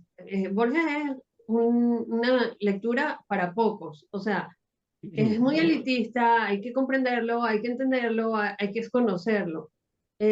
Yo sugiero que no seamos Borges, o sea, por lo menos en un inicio. Escribamos de una manera clara, diáfana, amable para nuestros lectores.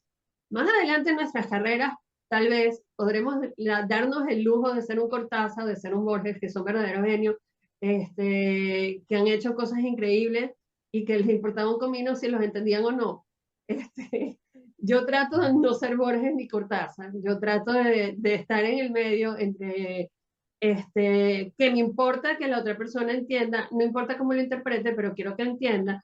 Y el hecho de que independientemente de lo que entienda o no, está bien. Pero mis textos no son elitistas, mis textos no son enciclopedistas, mis textos no son incógnitas que hay que descifrar, mis textos no son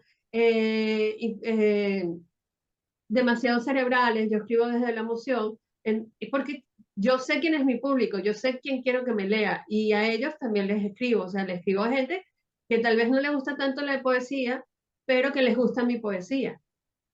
Y es verdad, o sea, tú puedes escribirle a gente que se supone no le gusta la poesía y a mí me pasa mucho, me dice, a mí no me gusta la poesía, pero tu poesía sí. Yo, bueno, lo mío sigue siendo poesía, pero qué bueno que te gusta. Y está bien, te digo, todo está bien si sabes dónde estás parado, si sabes quién eres y si controlas el ego. Bien, bien. Bueno, la misma pregunta, vamos a aprovecharla para hacerle a Enrique. En una oportunidad, bueno, cuando nace este concurso Macondos, de alguna manera, quien habla, pues escribió un libro sobre el pueblo de mis ancestros, ¿no? Que es un pueblo olvidado. Entonces, cuando uno se encuentra con algunos personajes, ya en vivo y en directo, ellos dicen, no, este pueblo no es olvidado, estás equivocado, se molestan, ¿no? Algunos. También otros pasajes, por ejemplo, del libro, donde yo narro algunas situaciones picarescas de lo que significa la vida en los pueblos. Uno de los mayores divertimentos es libar, ¿no? Libar cervezas, libar licores, ¿no? Entonces yo hago narrativas picarescas que de alguna manera los pongo en cuestiones un poco comprometedoras, ¿no? A los personajes del pueblo. Y también cuando converso con algunos personajes, ya en carne viva, frente a frente, como que dice, ¿por qué estar divulgando nuestras situaciones que tienen que ver con la intimidad, ¿no? O sea, con esa cara de la medalla que no les parece, ¿no?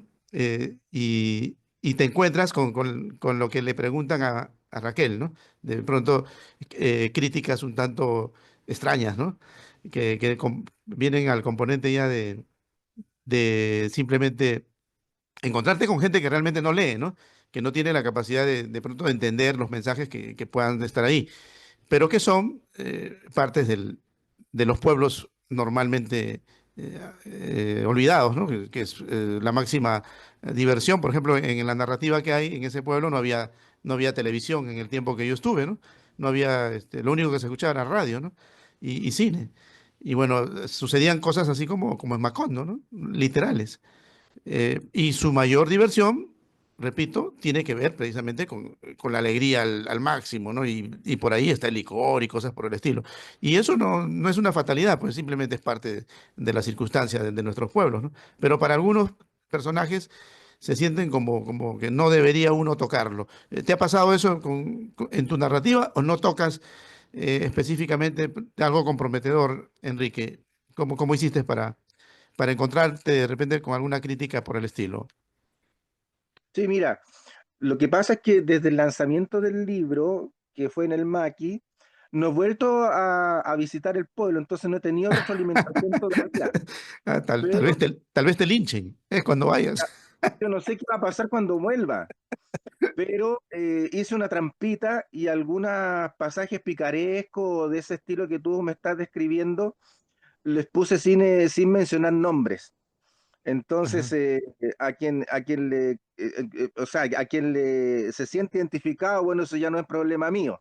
Así que hice algunas trampitas ahí en esos pasajes más picarescos o más comprometedores. No quise pasar a llevar a la gente en el sentido de dar mucha intimidad para que no se puedan sentir mal. Pero es un riesgo, ¿ah? Es un riesgo escribir sobre algo que está vigente, que está vivo.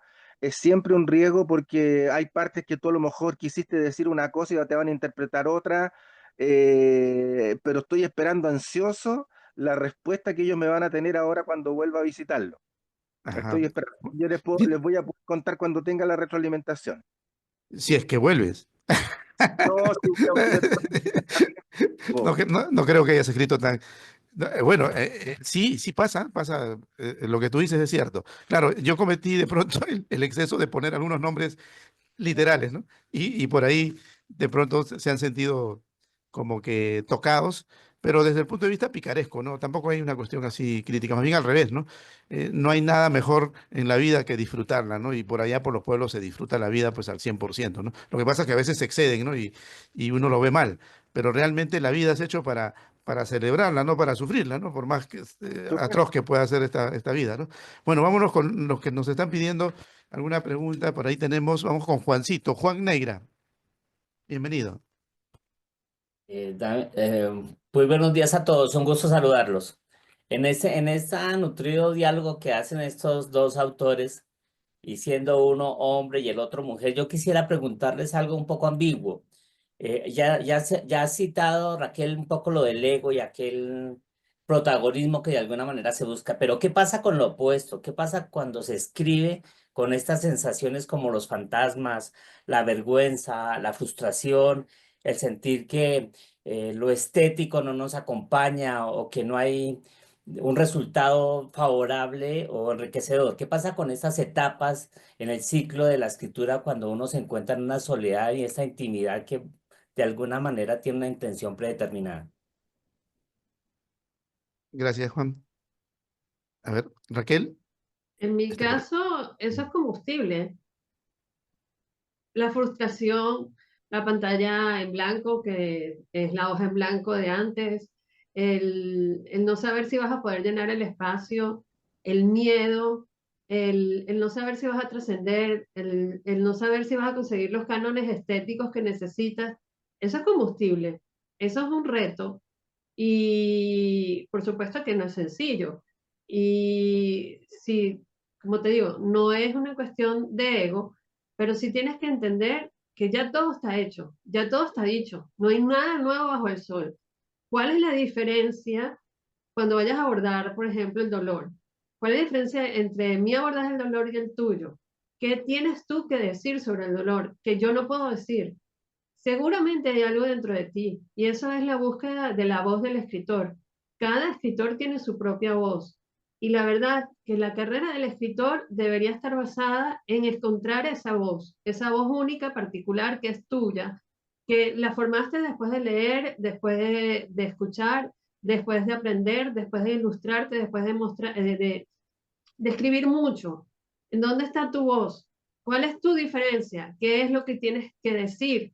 ¿Qué es lo que Josué tiene que decir que nadie más puede decir?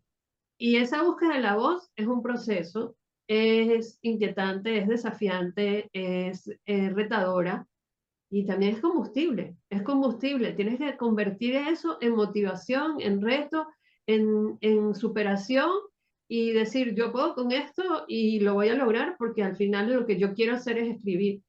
Y bueno, nada, todo eso que tú dices yo lo uso de combustible y me funciona muy bien. Bien, bien, Gracias, Raquel. Raquel. Gracias, Juan. Vámonos con Piero. Piero, tu pregunta.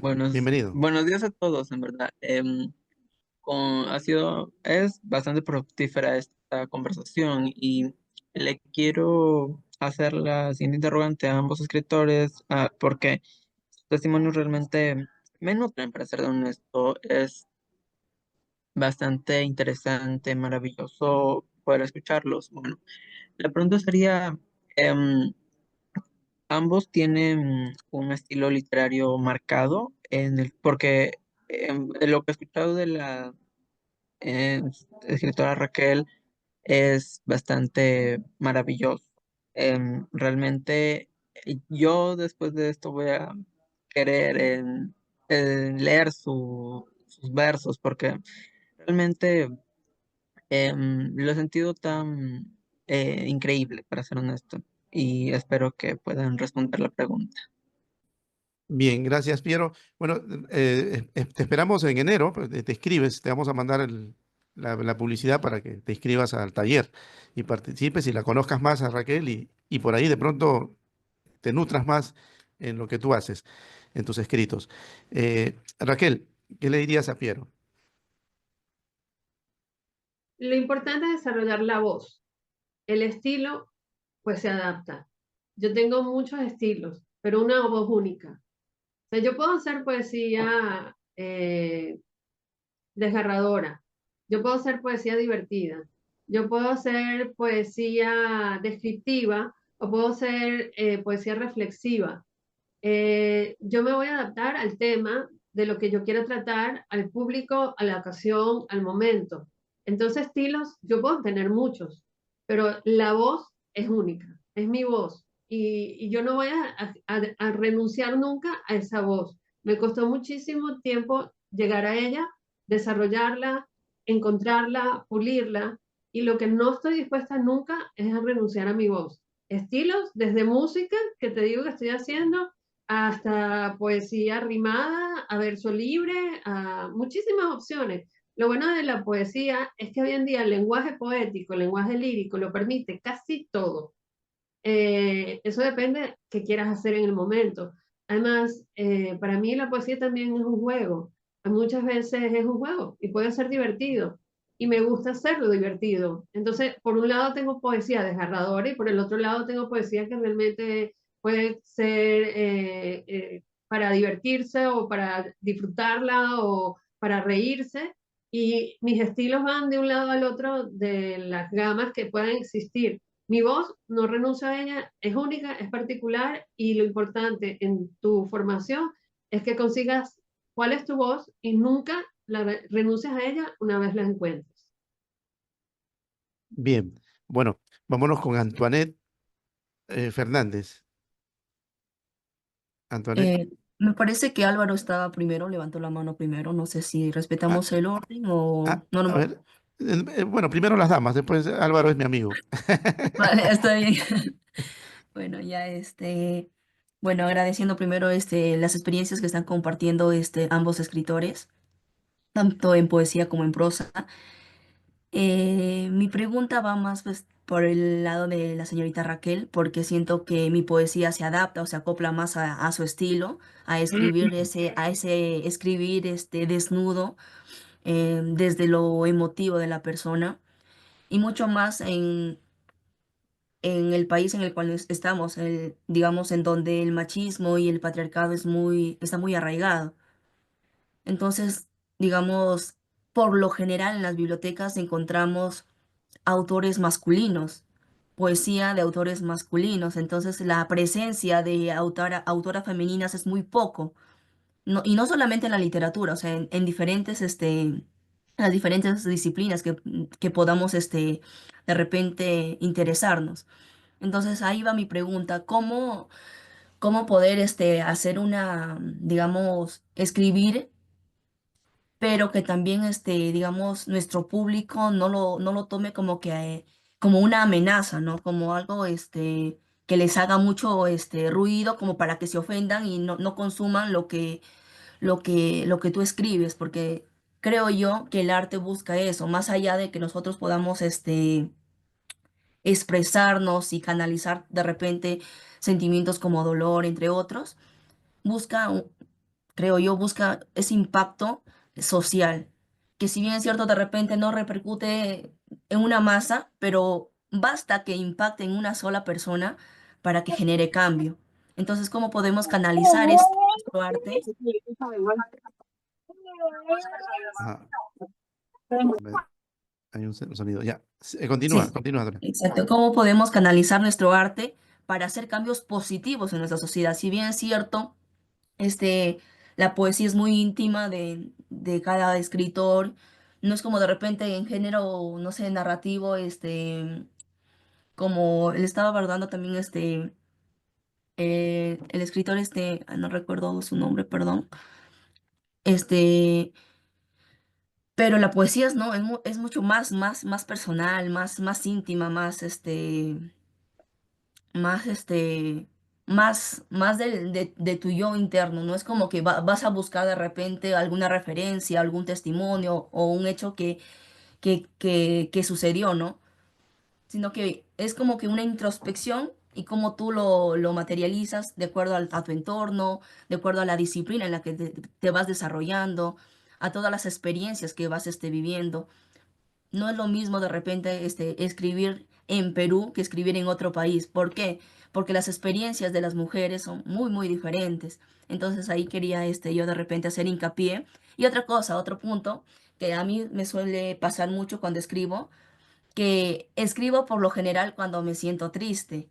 Entonces, ¿cómo poder apartar ese, digamos, si bien es cierto la escritura lo utilizamos, al menos mi persona lo utiliza como catarsis, cómo saber en qué momento este, canalizar y transformar ese sentimiento y ya no, digamos, ponerle un inicio, ponerle un fin, para que ya no repercuta de repente en tu estado de ánimo, porque yo creo que cuando yo escribo me transformo, o sea, de lo que estoy de repente desarrollándome en lo que es este derecho, me inspiro, escribo, pero de repente de lo que estoy bien, cuando escribo me pasa un estado de repente de tristeza.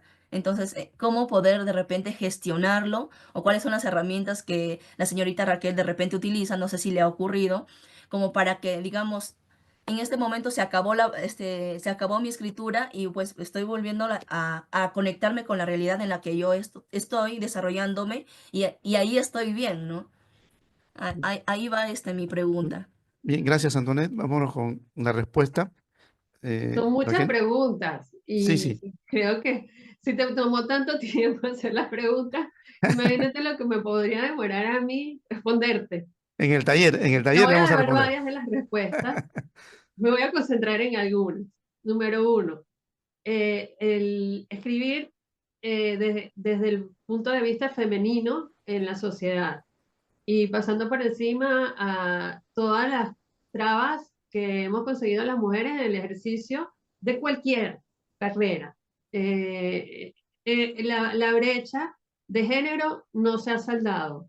Estamos mucho mejor y gracias al movimiento feminista original hemos avanzado muchísimo y nos queda mucho terreno para avanzar.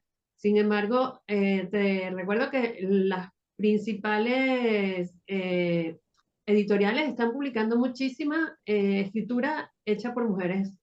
Los grandes bestsellers están hechos por mujeres. Hoy en día hay espacios para la escritura femenina. Tal vez estamos hablando de las grandes ligas y es cierto que en las grandes ligas es más fácil abrirse espacios como mujer y que nosotros estamos jugando ahorita entre las medianas y las pequeñas ligas y ahí sí la diferencia de género es un poco más aguda y se siente más fuerte. Pero una de las cosas que yo digo es que yo no creo en el feminismo, yo lo ejerzo. Yo no voy a dejar de escribir porque la gente sienta que mi texto tiene menor calidad, o tiene menos fuerza porque soy mujer. Yo voy a seguir escribiendo y yo voy a seguir publicando y yo voy a seguir creyendo en lo que yo hago. Entonces no es cuestión de lo que crees, es la cuestión de lo que haces. Si tú no te dejas vencer por esa brecha y dices, no importa que exista, igualito yo tengo un camino, tengo un espacio y tengo algo que decir, y no te vas a rendir ante esa brecha que es real, que existe y que yo la he sentido, y vas a decir, bueno, igual, desde mi voz femenina, desde mi mundo intimista, desde mi reflexión con energía femenina, tengo algo que decir, tengo que aportar y no me voy a quedar callada por esa brecha. Es más, voy a ayudar a que esa brecha sea cada vez menor y es lo que yo he estado haciendo un gran esfuerzo para que esa brecha sea cada vez menor. En este momento ya no es tan marcada para mí, porque yo ya encontré un espacio y encontré un nicho, y encontré gente que me conoce y me quiere y me aprecia, y ya no soy una mujer que escribe poesía, sino soy Raquel Marcos y ya tengo un nombre, pero sí me costó muchísimo crearlo y formarlo, y tal vez hoy si hubiera sido un hombre desde el inicio, tal vez las cosas hubieran sido más fáciles para mí, tal vez no. No puedo vivir la vida desde cómo hubiera sido si fuera un hombre, soy una mujer, me asumí como mujer, escribo poesía feminista, escribo poesía femenina y aquí estoy haciéndome un espacio y no me voy a dejar vencer por eso. Lo particular al universal. En la literatura lo que trasciende es lo universal. Tu particularidad es tuya y es como le digo, la leña que enciende el fuego, pero lo que trasciende es lo universal. Nosotros, los seres humanos, somos seres humanos en Japón, en Corea, en Francia, en España, en Venezuela. Nos van a seguir moviendo las mismas pasiones, los mismos impulsos, los mismos instintos.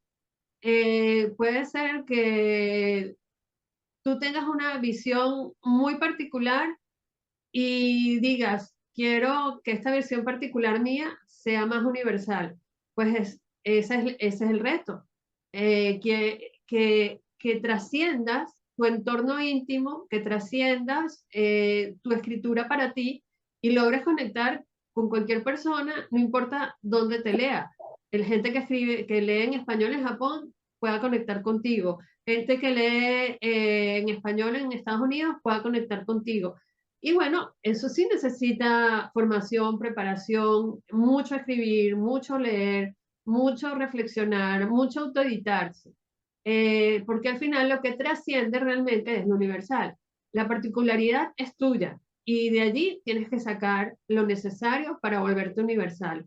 Y ese es el reto. Si fuera fácil, habría muchísimo más escritoras reconocidas en América Latina. Somos pocas, es verdad, pero la oportunidad está y hay que aprovecharla y hay que sacarle la punta y hacer lo necesario para que tu voz tenga su peso y su posición. Y es posible porque a mí me pasó y yo era una más y ahora ya tengo un espacio. Entonces, como digo, sueña en grande y trabaja en grande por esos sueños. No te dejes apabullar. Eres mujer y eso al final es bueno y al final le puedes sacar el provecho necesario y al final vas a ayudar a que esa brecha sea cada vez menor.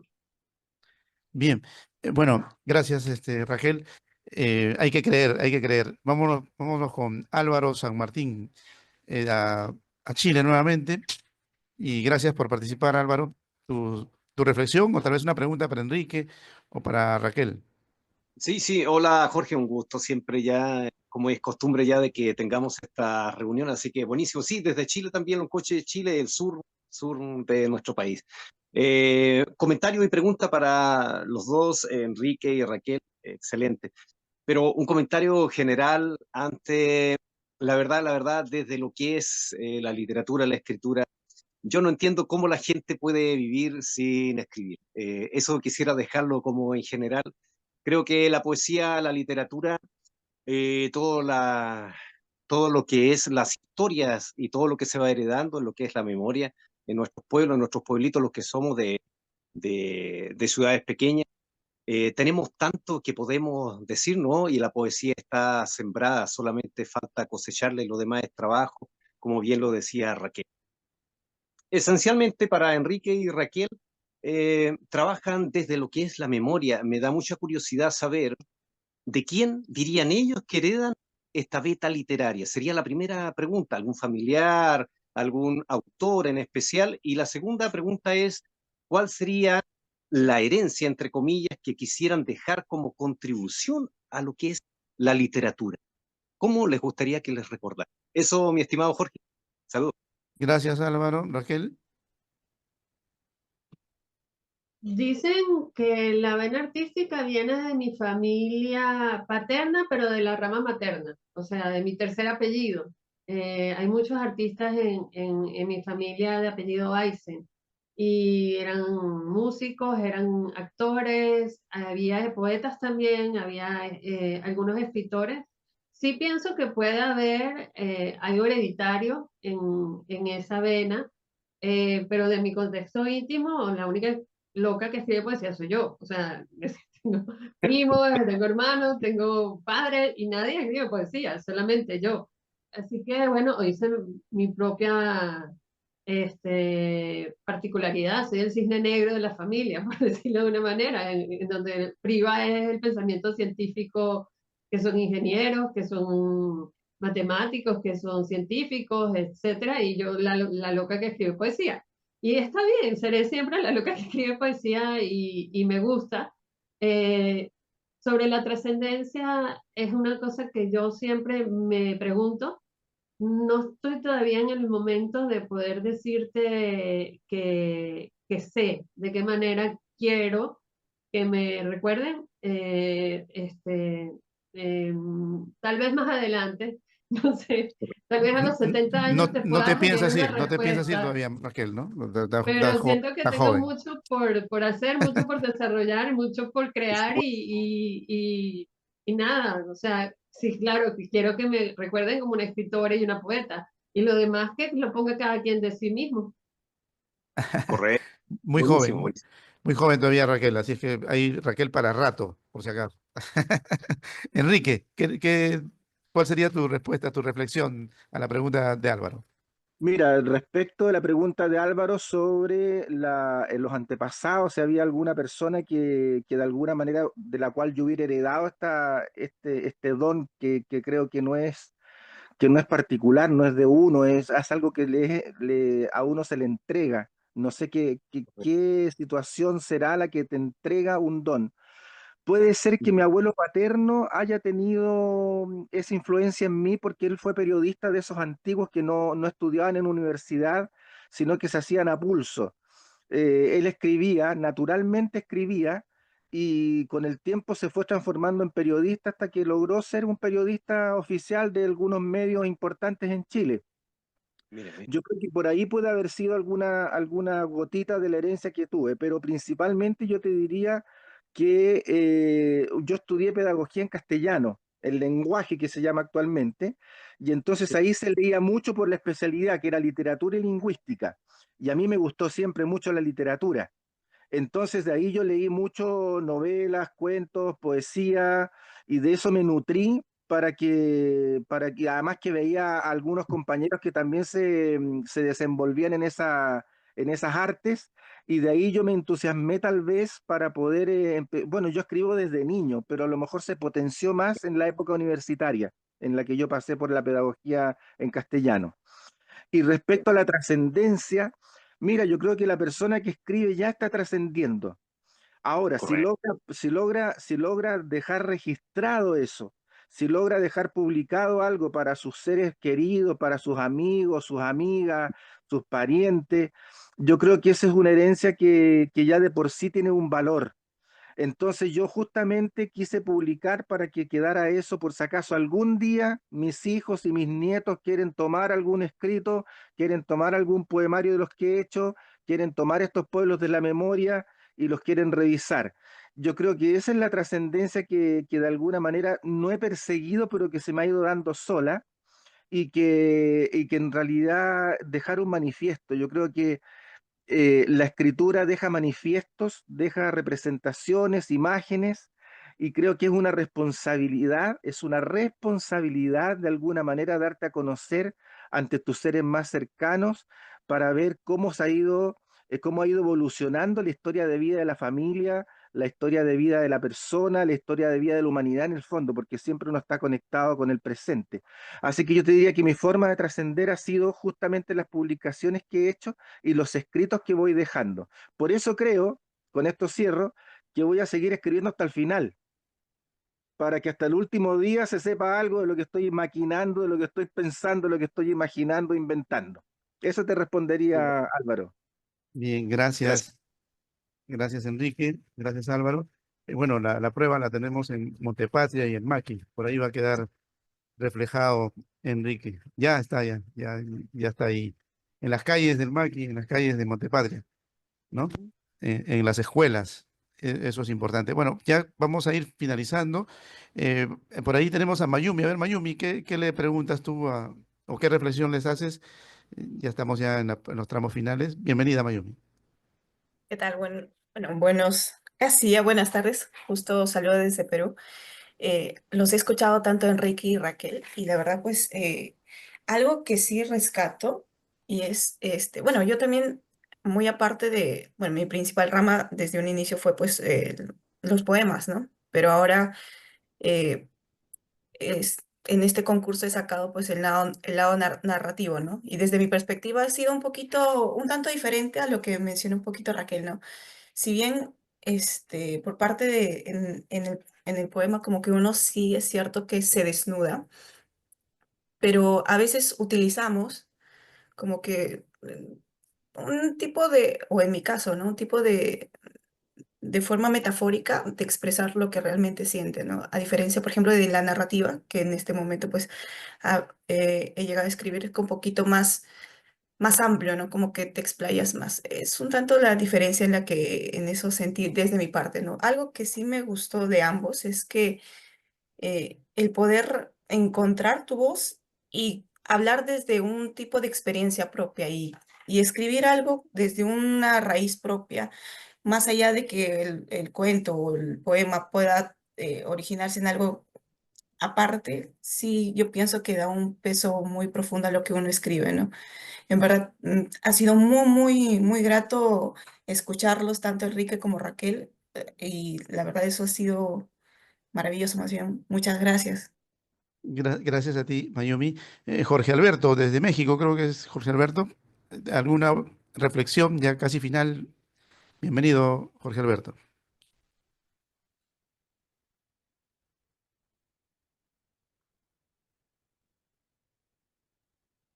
Tu micrófono creo que está desactivado. Reactívalo, no te escuchamos. Está apagado. A ver si lo logras encender. Ahí, pero no te escuchamos, ¿eh? Hay algo que está mal en tu conexión. Bueno, ya en los tramos finales, vamos a ver si recuperamos, si no, simplemente hay que recordarles que algunos ya se han comenzado a retirar y mandan sus saludos. Bernarda Orrego, le comunicamos que, pues, bueno, en el transcurso de la semana hay que estar en contacto para las entrevistas. Omar Cabrales, eh, bueno, manifiesta que excelentes las reflexiones. Enrique Bors también se despidió y felicitó, ¿no?, por la participación de ambos.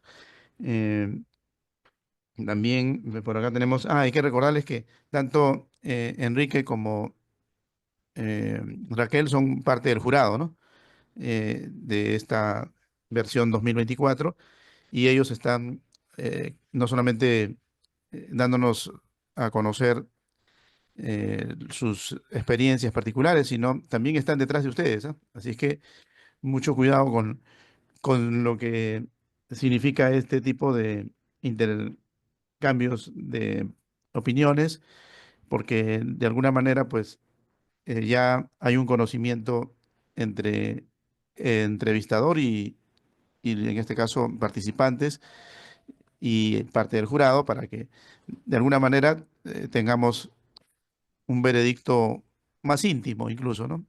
Claro que esto no va, como algunos también preguntaban, si esto suma, resta en lo que significa la evaluación. No, no tiene nada que ver en absoluto, pero siempre estamos más que nada detrás de la parte eh, personal, humana de los participantes, luchando contra las computadoras que últimamente tienen este tipo de participación y uno no se da cuenta, ¿no? Bueno, Jorge Alberto se disculpa porque parece que tiene problema con su micrófono. Ya nos vamos a despedir, vamos a darle la palabra tanto a Raquel como a Enrique para que se despidan. Raquel, ¿qué les dirías ya como un mensaje final a los concursantes? El día 31 de diciembre se sabe el veredicto. ¿Qué les dirías? Les diré que el mundo de la escritura no es una carrera de velocidad, es una carrera de obstáculos y que no es en línea recta, un camino preparado, listo, arado y fácil de cubrir y que estás luchando contra otros por ver quién es el que es más rápido. Al contrario, eso es una profesión, una carrera, una pasión que amerita nuestra constancia, nuestra perseverancia, nuestra terquedad. Vamos a conseguir obstáculos que tal vez para otras personas no son grandes, pero para nosotros sí. Todos tenemos obstáculos internos y todos vamos a encontrar obstáculos externos y nos haremos grandes en la medida que podamos pasar por encima de esos obstáculos y saldremos de ese proceso, de esa crisis, convertidas en otra persona. Todas las personas inteligentes, los escritores inteligentes aprovechan las crisis para escribir, ya sea una crisis existencial o ya sea una crisis física por el lugar donde vives o lo que está pasando a tu alrededor. Son oportunidades para que desarrolles tu voz, para que tengas algo que expresar, para que tengas algo que decir. No se desanimen por la cantidad de veces que les van a decir que no. Lo que cuenta es la cantidad de veces en que les van a decir que sí. Yo tengo una frase que dice, la vida no se mide por la cantidad de respiraciones que realizas, la vida se mide por la cantidad de momentos que te quitan el aliento. Y son esos momentos que te quitan el aliento los que valen la pena todo lo demás. Esos pequeños momentos que te quitan el aliento para bien o para mal, porque algunas veces hasta lo malo te da un golpe y te quedas sin aire, vale el resto del camino. En todo caso, como muchos dicen, la felicidad no está en la llegada, la felicidad está en el recorrido. Disfruten el recorrido o súfranlo. Yo creo que se sufre mucho en la escritura y está bien. O sea, está bien ese sufrimiento. Está bien cuando lo disfrutas y está bien cuando lo sufres. Lo importante es que seas auténtico, que seas honesto, que lo que coloques en el papel, en la pantalla, sea producto de tu proceso y no de otra persona. No trates de imitar, no trates de copiar, no trates de ser alguien diferente. Justamente esa particularidad es lo que te va a hacer sobresalir, ese encontrar esa voz poética o esa voz narrativa o esa voz periodística tuya y particular que puede, al hablar del dolor, va a ser tu dolor y no el dolor de otra persona, pero que igualito puede conectar con cualquier otra persona, es llevar lo particular a lo universal. Es una carrera que exige mucho, que te pide mucho y que te va a hacer crecer mucho. Si estás aquí es porque de verdad es algo que te apasiona, que te mueve, que te reta, y esos mismos obstáculos y esos mismos retos y esos mismos desafíos son los que te van a convertir en un mejor escritor y en una mejor versión de ti mismo. Las crisis son para superarlas, las crisis son para aprender de ellas y las crisis son excelentes oportunidades para ejercer procesos creativos que te permitan producción. Y al final, no solo somos lo que producimos, somos lo que mostramos, somos lo que escribimos y nos atrevemos a enseñar al otro. Entonces, no se rindan, sean valientes, sean honestos, sean intensos y si tienen que ser fastidiosos, sean fastidiosos también. Lo que importa es que tú luches por tus sueños y todos los días un poco hagas algo para hacerlos realidad. Ese es mi mayor consejo para ustedes. Bien, gracias Raquel. Creo que por ahí tenemos a Santos Sejudo. No sé si quiere preguntar algo ya para terminar, si es que está ahí. Él está en una caravana, creo, por allá por Europa. Te escuchamos, Santos, si es que deseas participar ya en la parte final. Bienvenido. Hola, muchas gracias. No quiero molestaros porque he estado escuchando todo. Sí, como sabes, ando en caravana, ahora mismo en Albania y en Europa. Y bueno, hace muchísimo aire, mucha tormenta. Entonces, me ha encantado escuchar a los dos ponentes, bueno, y a todos los compañeros las preguntas, las cuestiones. Entonces, me queda todo muy bien. No quiero molestaros y sé que estabas terminando el programa. Gracias, Bien, de verdad, a los dos. Y gracias también por contar conmigo también. sí, gracias a ti, Santos. Estás en el bosque de Sherwood, creo que es, ¿no? Sí, Gracias, gracias. sí. Un abrazo a la Gracias. distancia. Bien, como saben, bueno, como decía Raquel, pues hemos tenido y tenemos participantes de lugares a veces que nosotros mismos ni lo teníamos en cuenta, ¿no? Se han escrito de Australia, del África, de Asia. eh, no dominan muchos de ellos incluso el idioma y algunos no pueden participar así como ustedes porque lo hacen simplemente a través de cartas, ¿no? A través de emails. Pero el concurso está abierto absolutamente para todos y todos tienen una nota migratoria, todos tienen un macondo que contar. Así que el concurso continúa y eso quizás es el valor más importante del concurso, ¿no? Gracias a Santos y a todos los que por ahí se unan desde cualquier lugar del mundo, bienvenidos. Enrique, tu reflexión final. Bueno, después de la reflexión final de Raquel, que es una excelente reflexión, que la acojo totalmente y plenamente, solo tres palabras. Escriban, escriban, escriban, que es la única manera de trascender. Muchas gracias, Jorge, por la invitación. Sí, gracias a ti, Enrique. Bueno, vamos a compartir el spot publicitario de lo que va a ser el taller de Raquel en enero. Y también Enrique ya prepara el suyo, ya está comprometido, para que ustedes puedan aleccionarse más allá de lo que hemos escuchado hoy a Raquel y a Enrique y se sigan preparando para los próximos concursos, sea cual fuere el resultado de este 31 de diciembre. Así es que ahí lo dejamos con este spot publicitario y como siempre, pues a estar en contacto. Recuerden que las entrevistas continúan. Las evaluaciones del jurado también continúan. Cualquier inquietud a través de nuestro correo electrónico. Que todo sea felicidad y, como siempre, a sonreír. Ahí los dejo con el spot publicitario. Poesía para la vida. Fundación Universidad Hispana. La poesía es una forma de magia que puede cambiar la manera en que vemos al mundo, y la forma en que nos relacionamos con él. Mary Oliver. ¿Cansado de escribir siempre lo mismo? Ya es hora que liberes al poeta que llevas dentro. Taller de poesía. Impartido por Raquel Marcus Finkler, escritora creativa. En este taller te llevaremos a explorar las profundidades de tu lenguaje lírico, y a descubrir nuevas formas de expresar tus emociones. ¿Qué te ofrecemos? Romper las reglas, olvídate de la poesía tradicional. Aquí aprenderás a jugar con las palabras y a crear tu propio estilo. Conectar con los grandes, analizaremos a los poetas más influyentes de Iberoamérica y aprenderemos de sus técnicas. Desatar tu creatividad, a través de ejercicios prácticos, encontrarás tu voz única y aprenderás a impactar a tus lectores. ¿Por qué unirte? Porque la poesía es más que escribir bonitos versos. Es una forma de revelarse, de cuestionar y de conectar con el mundo. No te quedes fuera de esta revolución. Taller de 4 clases. 1 por semana. Modalidad virtual. Inicio, 12 de enero.